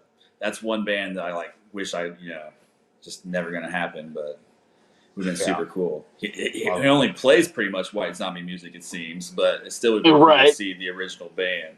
I was hearing stuff lately that apparently he was basically doing a full set of the Astro Creep 2000 album, which is like, fuck, man, like that's like probably one of my top 5 high school albums for sure. Mine was La Sexorcisto, Devil Music Volume 1. I bought that album 4 times now. Just burned through them. My mom threw one away, loaned one out, never got it back, ate one up to where it wouldn't even play anymore, and then replaced it. Nice. It's just one of those albums he has a lot of them where you just put it in, hit play, and just go. You're not like, I gotta skip to this song. No. So it was always jammed out. But yeah, the nice thing about like the old Ozfest concerts is you're always running back and forth between the side stage and the main stage. I mean, like 99 on the side stage was Static X, Slipknot, Kitty. Dude, one year at Ozfest, Black Label Society, Hatebreed on the side stage. Bro, 1 year on main stage, fucking Kitty, Apartment 26, and Zach Wilde came out to do Walk with Pantera. Yeah. Like, where do you see that kind of shit happen, dude? You don't see that kind of shit happen. Another dope one we had back in the day was fucking Lollapalooza, bro. It'd be up there like in Smithville Lake in Missouri. And, bro, you get to see like Red Hot Chili Peppers, some Motley Crue, like all sorts of hand jam shit shoved together that's just fucking rocking out and having fun and shit that you'd love in the early 90s. You're like, fuck yeah. It was pretty cool that we got, like, I live out like middle of nowhere, so you don't get to see the cool collabs where you have like, hey, this band just happens to be in town, so they're going to come out and jam or anything like that. Yeah. But we went and saw Machine Head with In Flames, Lacuna Coil, and Unearth in support. And about last fall sometime, they all did a song together called, I think, The Scars Won't Define Us, and released it. And we saw the last night of the tour, and all of 4 bands came out and played that song. And apparently it was the only time on the tour that they played that song together. I was like, oh, okay, cool. I finally got to see something awesome. Well, I get to see awesome shit all the time, but like, yeah, never anything like that. Yeah, totally. 311 always put on a pretty cool show. They were always pretty fun. They're just another band that I've never like I've always liked. I don't search them out, and I never shut them off, kind of thing. If they come on, but they just got such a wicked vibe that they would be wicked live. Hell yes. Yeah, I can get right into some live. Like Slightly Stupid. Cooley's got a good in there. Blind Melon, that was a good band back in the day. Yeah, Blind Melon's cool, especially when they get funky on their music and don't. They got some cool. As a guitar player, I really like it because it's got some. Yeah, some cool guitar work in there. Yeah, for sure. I like Dimebag Daryl. That's That's right. my between him and like Zach Wild. I really liked. Nikki Six, or not Nikki Six, I'm sorry, fucking Mick Mars, I always add into that. Fucking such an underrated fucking guitar player, man. Never gets brought up in top Never guitar. gets brought up. Yeah. I like Joe Satriani a lot too. He's pretty badass. Yes. Oh yeah, I got fucking right, man. I did a couple like guitar classes with him. It was pretty dope. Like That's little right. clinic things. He's dope. I can only imagine. Yeah, he's pretty much the reason I started liking, like, I fell in love with the Ibanez guitars and shit. Was playing on his, and I was like, fuck, this is dope. I like these guitars. They're just the electric guitars are just so thin. Yeah. Nice. It's one of those when you pick it up, you just realize why motherfuckers fucking using it. You know. That's Yeah. I've got an Ibanez bass, and that was the very first thing I noticed. Went from some cheap $150, $200 bass guitar to saved up money to get a better one, you know. And I was like, oh, I can actually fit my hand around there instead of like, you know, like grabbing the top of my forearm and then still trying to fucking boom, boom, boom, boom, boom. Yeah. For sure. Yeah, I had some crap guitars for sure. Pawn shops. One thing that does matter with instruments is quality. Yeah. Yeah. And I just kind of got whatever I could get sometimes. Found stuff at the pawn shop and it was like, all right, there's no, like, what name is this? And it's like, there is no name on that. Like, what do you mean? Okay, well, it's only worth $100 then, right? Sure. Cool. But yeah, then you start, like you said, you get an Ibanez or something like that. Jack my uncle's Fender for a couple months. Shit like that. You're like, oh man, I can't go back. Just pawn everything I own. Yeah, the only way I can even get into that kind of thing was with pool cues. Same way. Like, yeah, you know, I don't need one. I can play with a broomstick, but you grab a fucking Southwest or fucking, you know, a real fucking custom cue and you play with it, you realize why people fucking will pay that much money for them. Because they feel good. They look fucking amazing. I mean, you know, just the way the goddamn thing looks while you're playing with it and the way it feels in your hands instills confidence in you to fucking play better. You know what I mean? Yeah. It's just that fucking nice.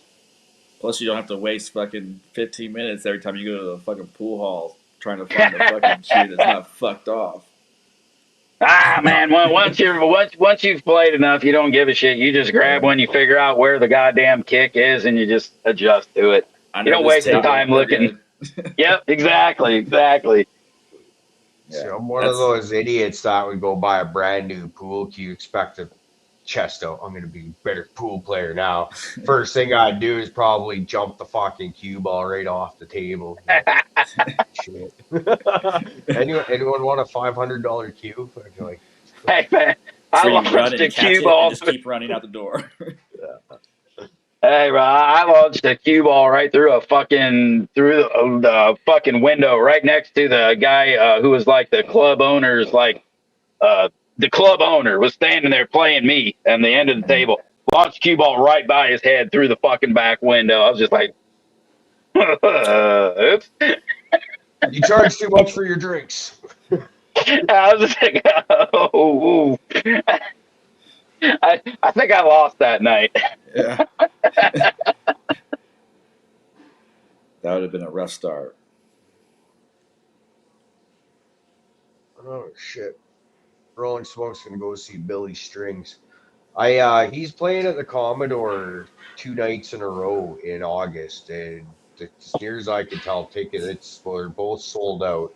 And if you can find tickets, they're like well over $1,000 a piece. And I just That's crazy. can't do it. But he's a dude that I'd love to friggin' see. Like apparently he's on the new Cryptopsy album, which I imagine most of the people in live chat just kind of who. But they're a Canadian death metal band that's been around for well over 30 years at this point. And apparently he does something on one of their songs. Like this is a bluegrass kind country player. He was on stage with Tool about a year ago. Like he's he plays with some amazing people. Love to go see him. Get a bunch of people in our live chat follow him around, kind of like how you get people follow the Grateful Dead on tour and shit like that. That's cool. I got lucky and got to see Stone Temple Pilots. That's one band I thought I would never get to see, and then they got back together for just a little bit, and I got to see them real quick, and then I was stoked to have caught that. But With who? Scott Weiland with Stone Temple Pilots. Oh, that would have been fucking cool. Super cool. Yeah. Yeah, because I didn't think it'd ever happen. When they broke up, it was like, oh, that's fucking done. Yeah. And somehow, some way, they got to go on for a little bit. He was a fucking lunatic, man. Like he would like throw fits over, like if all his jelly beans weren't the right color and shit. I could have touched him at the concert. He was so close, but I was like, man, I bet if I touched him, he'd probably cancel the show. Probably like get pissed off and be like, fuck this. Fuck, imagine being that guy. Yeah. Like, shit, I better get out of here quick. Yeah. They're still touring Stone Temple Pilots because they were just in Calgary around Halloween time. And me and the old lady were seriously thinking about going and checking it out because I've got, like, it's not Scott Weiland you're going to see, but man, you're going to hear all these amazing songs that you grew up listening to, right? Yeah. They're going to find somebody that can just kill it on them, I would think. I mean, they're gonna do good, but it's tough when it's like it is tough though if you like hear because you're used to hearing the voice and some of those voices are pretty iconic. For me, it's kind of the same thing with like Alice in Chains. It's just not the same fucking thing. They still do good, but it's just not the fucking same thing. That first album they did with the new singer William Duvall, I wanted to fucking hate that album so bad because I was one of those. It's not Lane Staley. Just call it a different band, and I'll love it just because it is what it is. And like I tried not to listen to it for the longest time. You see, it's winning all these Album of the Year awards and stuff. So I finally sucked it up and went and bought it. And by about the third or fourth song, I'd actually forgotten that I wasn't listening to Lane Staley because it sounds like Alice in Chains. Now, I listened to their 2 albums that have come out since that one, and it sounds like Alice in Chains, yes, but the songs are garbage in my opinion. They're just... because the fucking pain of the drugs isn't there anymore. Well, in all of their albums, Drone On, right? It's that a lot of... And then every once in a while, he'll throw out like a Man in the Box where this motherfucker is singing. It's their newer albums are doing that same thing where, but there's nothing catchy in the middle to kind of wake you up and get your blood pumping. Because I saw them a couple of years ago opening for Guns N' Roses, and like I just about started crying watching him sing Man in the Box. And he didn't do it as good as Lane Staley did. He couldn't possibly, but to finally see that song live, because that was one that I never thought I'd see it. Yeah. He died so long ago, and it's like, oh my God, this is like one of my favorite songs ever. Yeah, I just about turned into a weepy bitch. I'll fucking be real honest about that. Yeah. Hey, this is one of those I've seen Static X with Wayne Static. I've always kicked myself in the ass, man. We were walking by the House of Blues in Vegas one time when we were out there, and fucking Static X was playing. I looked at my old lady. I was like, "Who? You want to go see him?" It was just one of those, and she's like, "No, we got shit to do tonight." I was like, "Yeah, we'll go see him next time we're around." That motherfucker, he's dead now. I didn't get to see that next time, and I always kick myself. I'm super stoked to see. I've always really respected how Etzel Dope took over for Wayne. Anytime Wayne was like in rehab and shit, and they had shows to do and stuff, Etzel took over. He was a good friend to him and shit. So I got a lot of respect. I really want to see him do fucking Wayne proud. One of those things. I love Static X. I've always loved that music and shit. They've always been cool. And to see that go on, through like a friend of his, somebody who was really there for him. I think that's super cool. And like you said, it's got the same fucking vibe. Like it's Yep. still there. He does a good representation. He is a good representation of that band. It was like I said, man. I saw them about a year ago, and it was so good that 2-3 days later, whatever it was, we drove 10 hours to go see them again because you're still just got that. You're riding high off of a good show. You're like, fuck, I wish we could do that again tomorrow. And you once they start playing, you're not even going to think about Wayne Static because you're just going to be hearing all these amazing songs that you've been listening to for 25 years or more. And it's real heavy on the first two albums with a few others thrown in there, right? And you're just like, Right. yeah, it's such a good show. Dope is awesome live, right? And then Guar, man, like how's that not Fucking A, man. Yeah, and that's another one. I never got to see like the original Guar. I know they've been through a lot of iterations and shit, but they're another one of those that have never strayed too far off. So fucking, I'm stoked to see them. This is going to be a fucking fat ass show. Yeah, that would be. And I like this venue, dude. Actually, the first time, goddamn, who did I just go see? We went and saw Billy Gibbons at this venue, and I was like super, like it was real nice. I like the layout, and I feel like this kind of show is just like one of those. It's going to destroy this place, you know. Everything's a good seat in it too, you know. Yeah. So you get to see it all. Yeah. The problem is it's fucking indoors. I'll go see Slayer until Kerry King's no longer there. Right. that band's dying, but Man, I'm hoping like hell to that they'll do a show up here sometime. Our good friend of the show, Steve Marshall, the Weed Wizard, just reached out to me on Discord. He's gonna go see them in, I think it's Philly.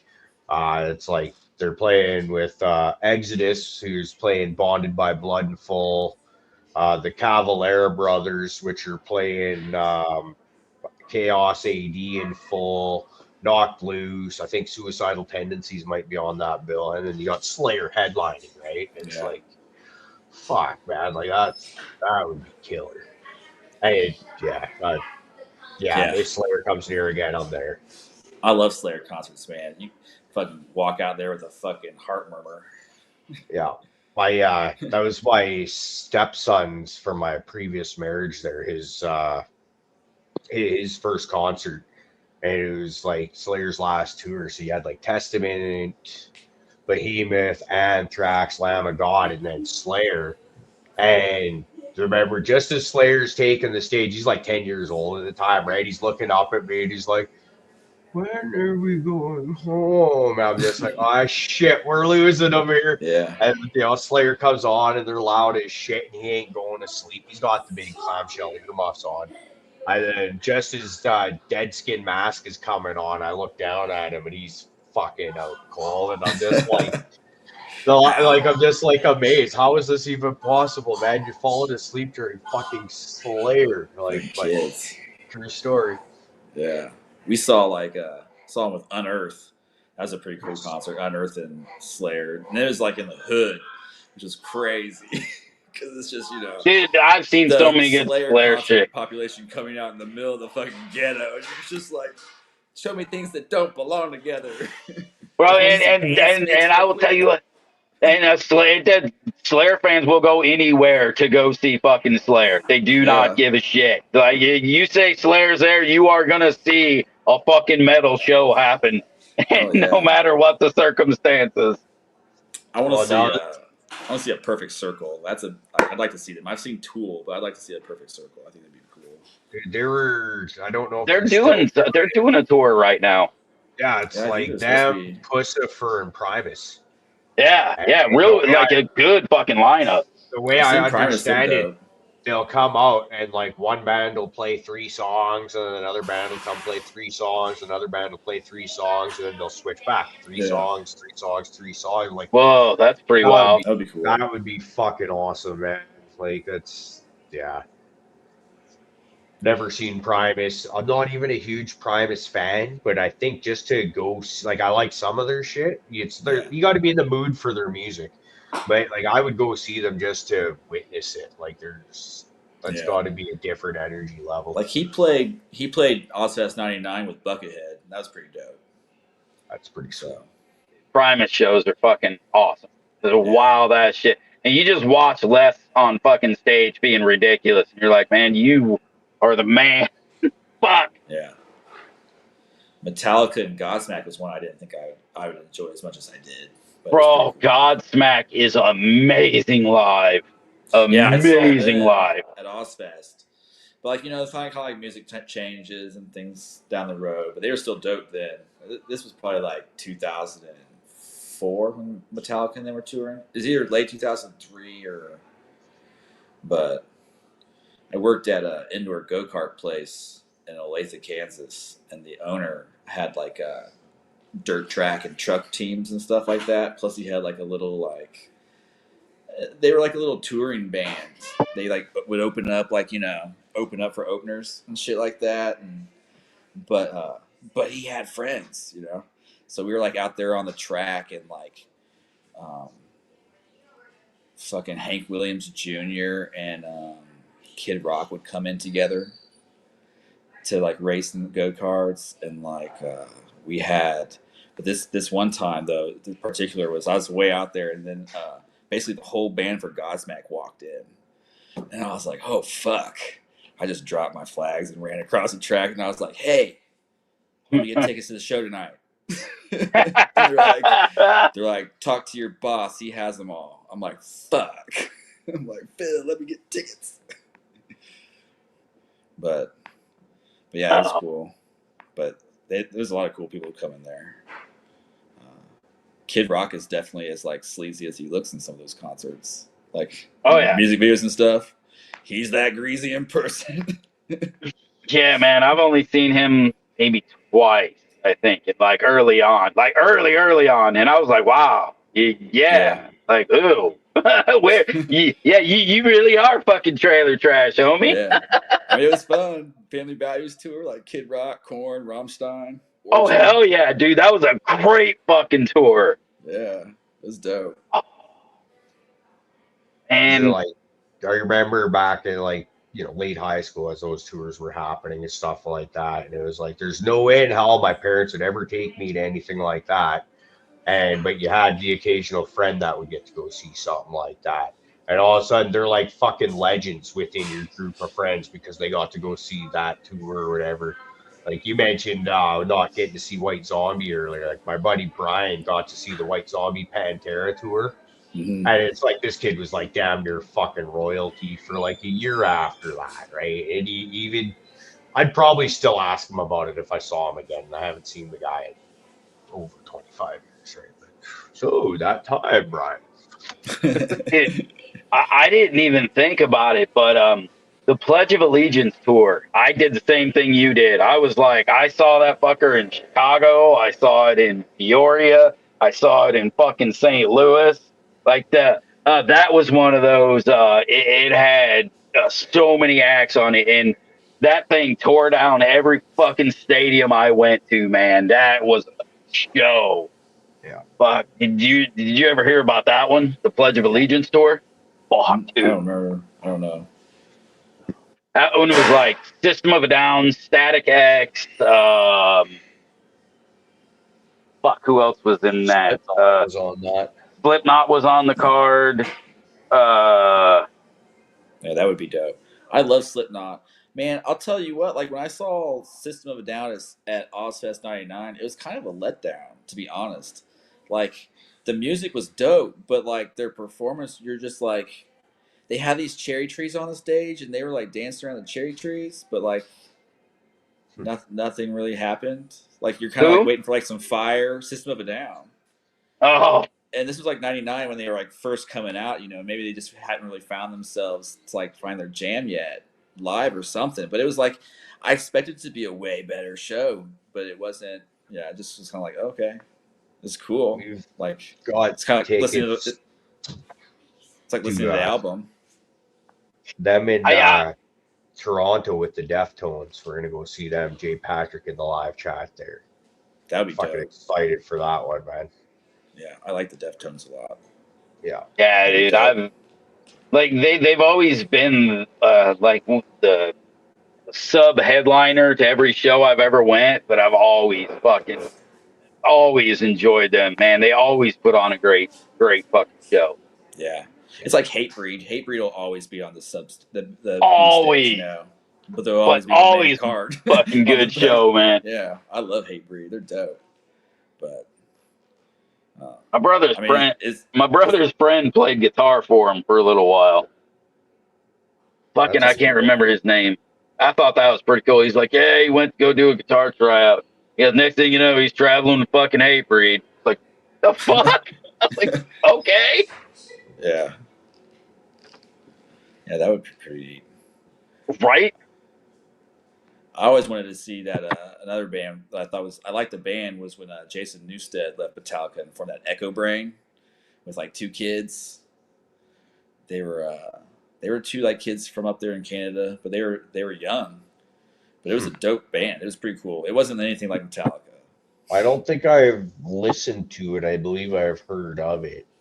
I remember when he had his band Newstead, they were on the Gigant tour with like Megadeth, Black Label Society, Hell Yeah, Device, and some other band. But Jason didn't go to the Dawson Creek show that we were at because I was like another one of those. He was never the main attraction of Metallica, but he was one of Yeah, those guys that you'd still love to go see play. yeah, That was fucking. I saw at some point Sid from Slipknot was gonna branch off and do another like metal band. He's calling it like Swollen Teeth. Uh, it had some really cool sounding shit, but I don't think I've ever seen anything else fucking happen from it. It's one of those I kept wanting to fucking. He had a bunch of stuff for it, but I don't think it ever went I anywhere. don't think that's Fuck. actually his band. I think he's producing that. You think he's producing it? I think is what that is. I heard I about thought, it and yeah, I looked him thought I up. saw he was in it.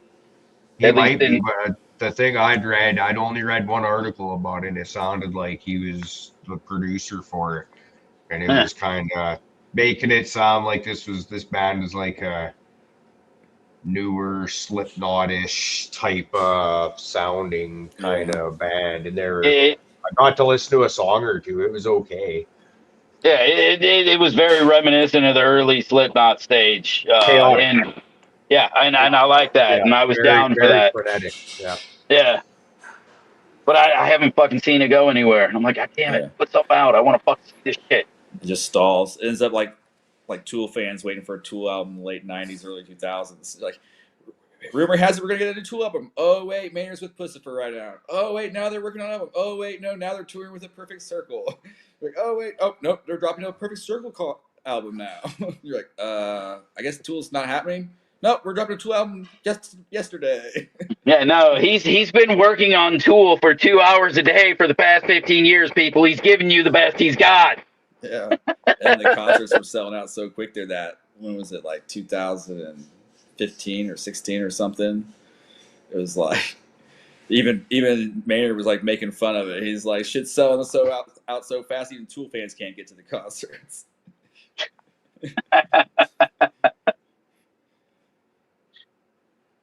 Saw them about a year and a half ago.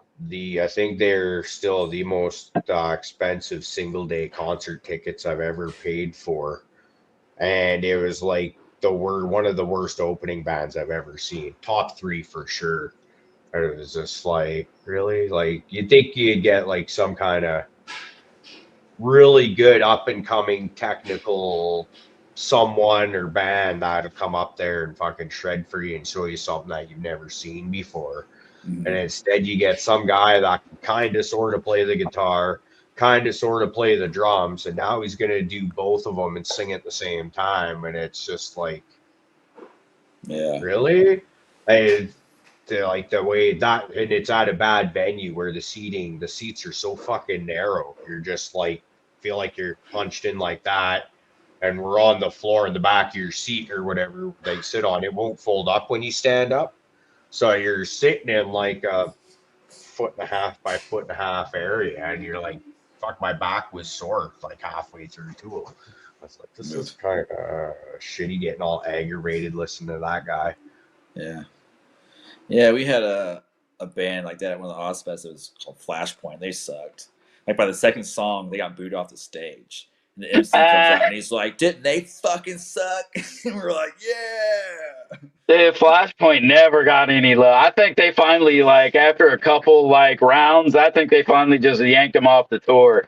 Yeah, I they got were I got to see terrible. them too. They got booed off in fucking Chicago too. Yeah, garbage, garbage. It makes you wonder how some of these acts get on these tours, right? Like it's Someone's we just nephew.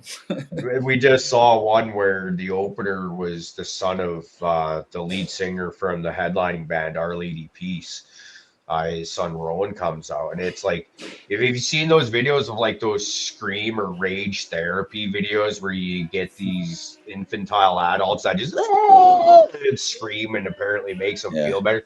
It kind of sounded like he was doing that with a backing band behind him, and you're just like, my 11-year-old is like looking at us going, this guy might be worse than Oni, who is Yeah. the previous worst opening act we'd ever seen, right? Like when you got the 11-year-old talking shit. I took my wife to see that Evanescence with like Breaking Benjamin and Seether, and that's definitely not my cup of tea for most of it. But man, Evanescence, they're talented, but man, they played like 4 or 5 Smashing Pumpkin songs. It was like, this is like, Yeah, right. You're like, man, I wouldn't go see Smashing Pumpkins do this song. Please don't do it. and if I did, like, it would be cool, but like, you realize how much Billy Corgan brings to the music. You're like, okay, without him, this is not the same thing or worth it at all. And even with him, it wasn't really worth it. So Yeah, I couldn't see it being like the best concerts. Some of those, yeah. No, sir.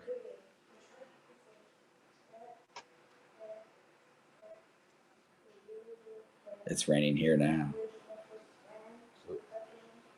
not here. I think not. Beautiful last couple days here.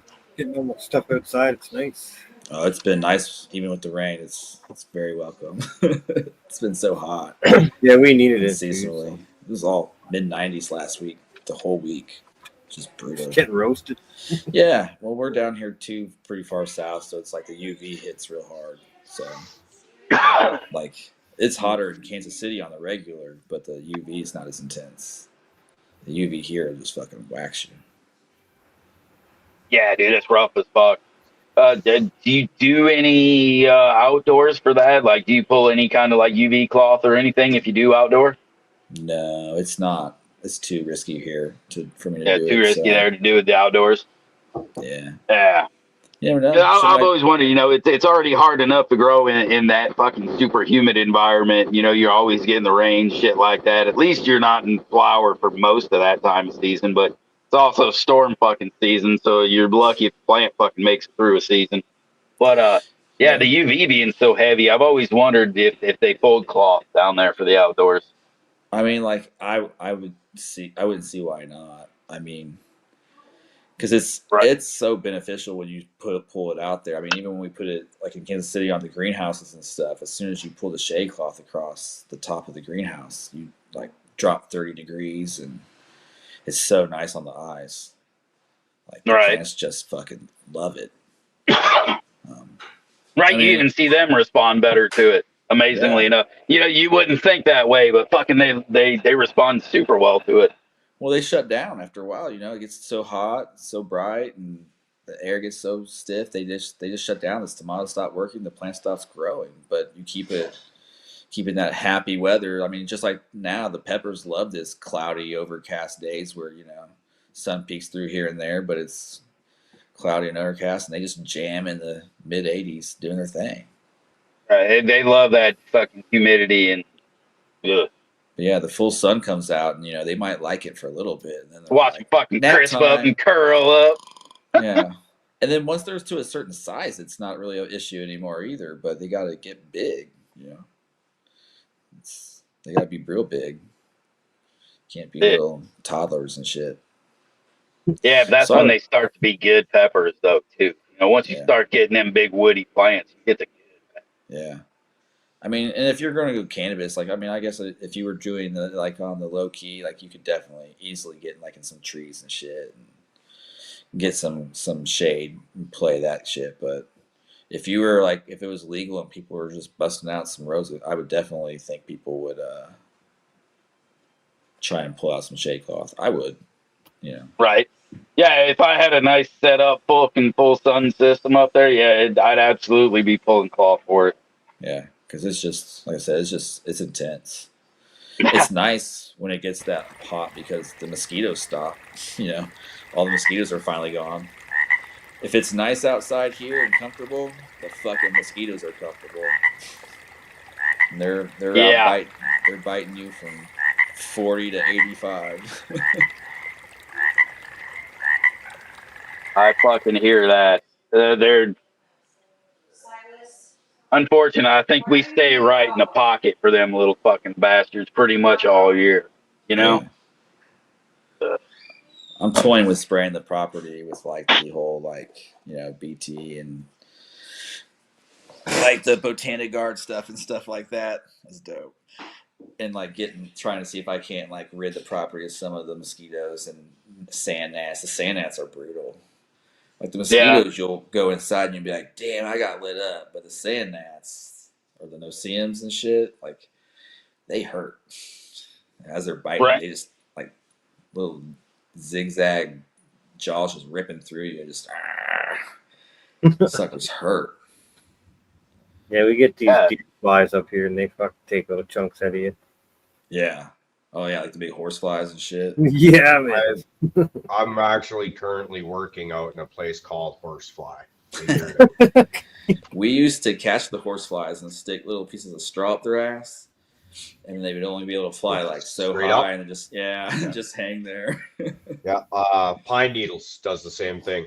Yeah. It's funny.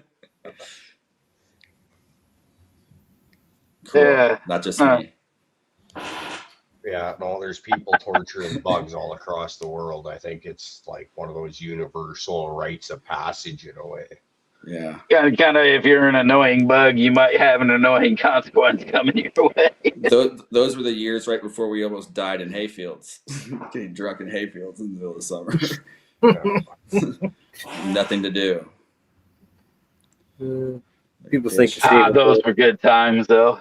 Yeah. Oh, I'm staying at Steve's house. Steve's saying he's staying at your place. Next thing you know, you're both fucking dying of alcohol poisoning.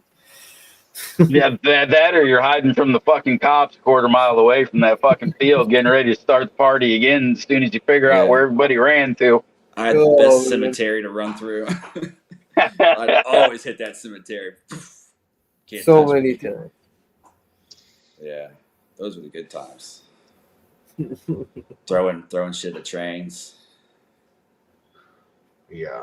Used to like throwing it at traffic along the highway. The elementary school that I went to, it was like a highway with nowhere to pull over until you got into the parking lot, right? And by then there's a big bush and a hill, and you wouldn't fucking find us. Good luck. Kids playing those hill all day, you ain't finding fucking tracks or nothing like that because they're everywhere. And yeah, that was just endless fun. You fuck people. Just walk out the brakes. I'm gonna fucking catch you, you fucking kids, all that good shit. And we're all just every once in a while we'd start lipping back from the hill because you knew you wouldn't find.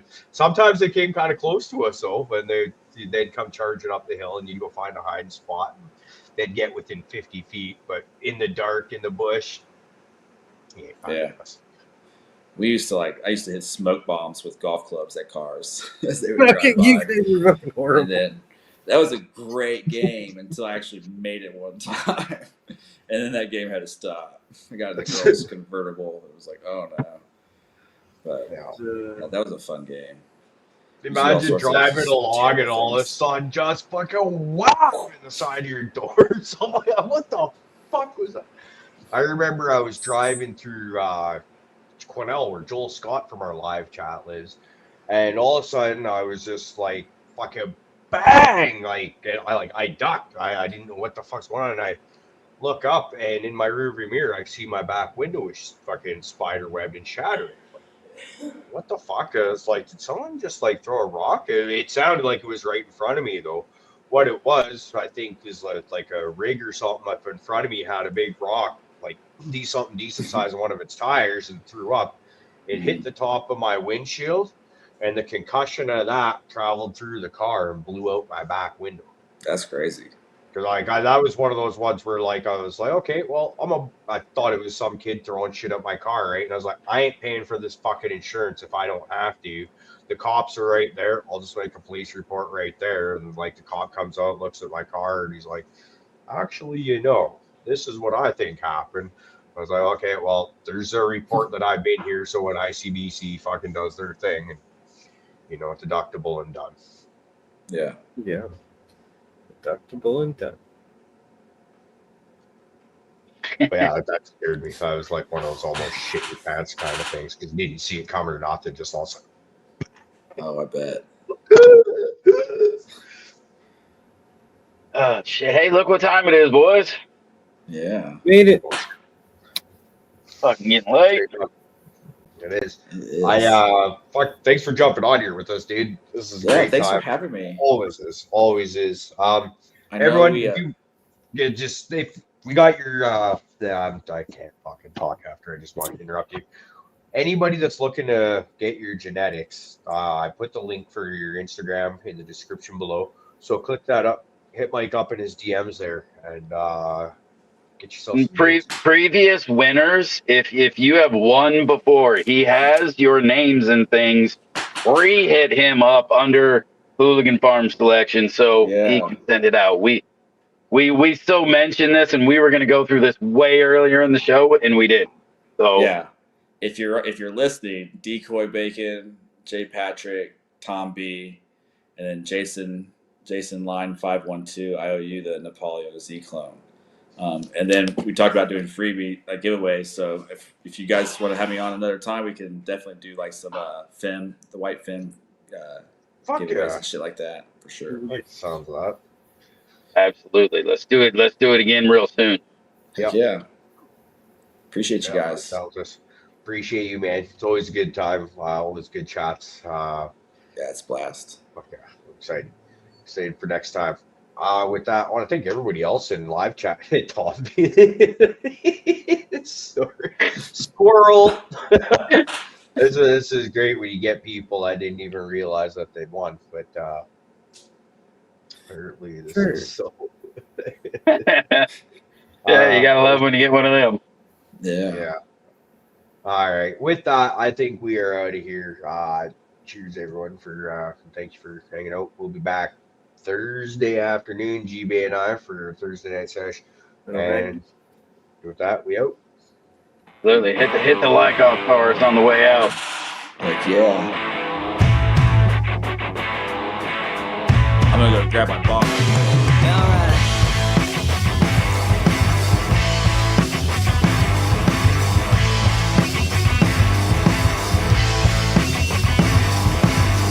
Take me down to the graveyard.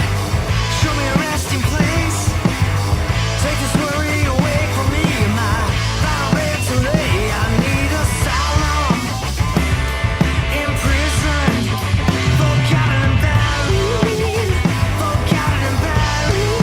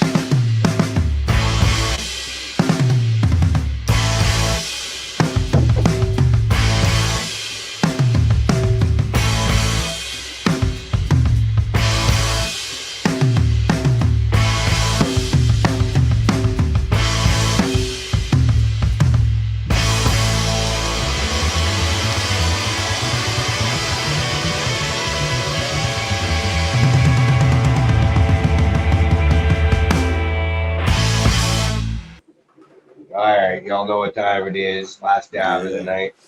This one's for Aaron. Rad friends and even radder fans. Let's do it.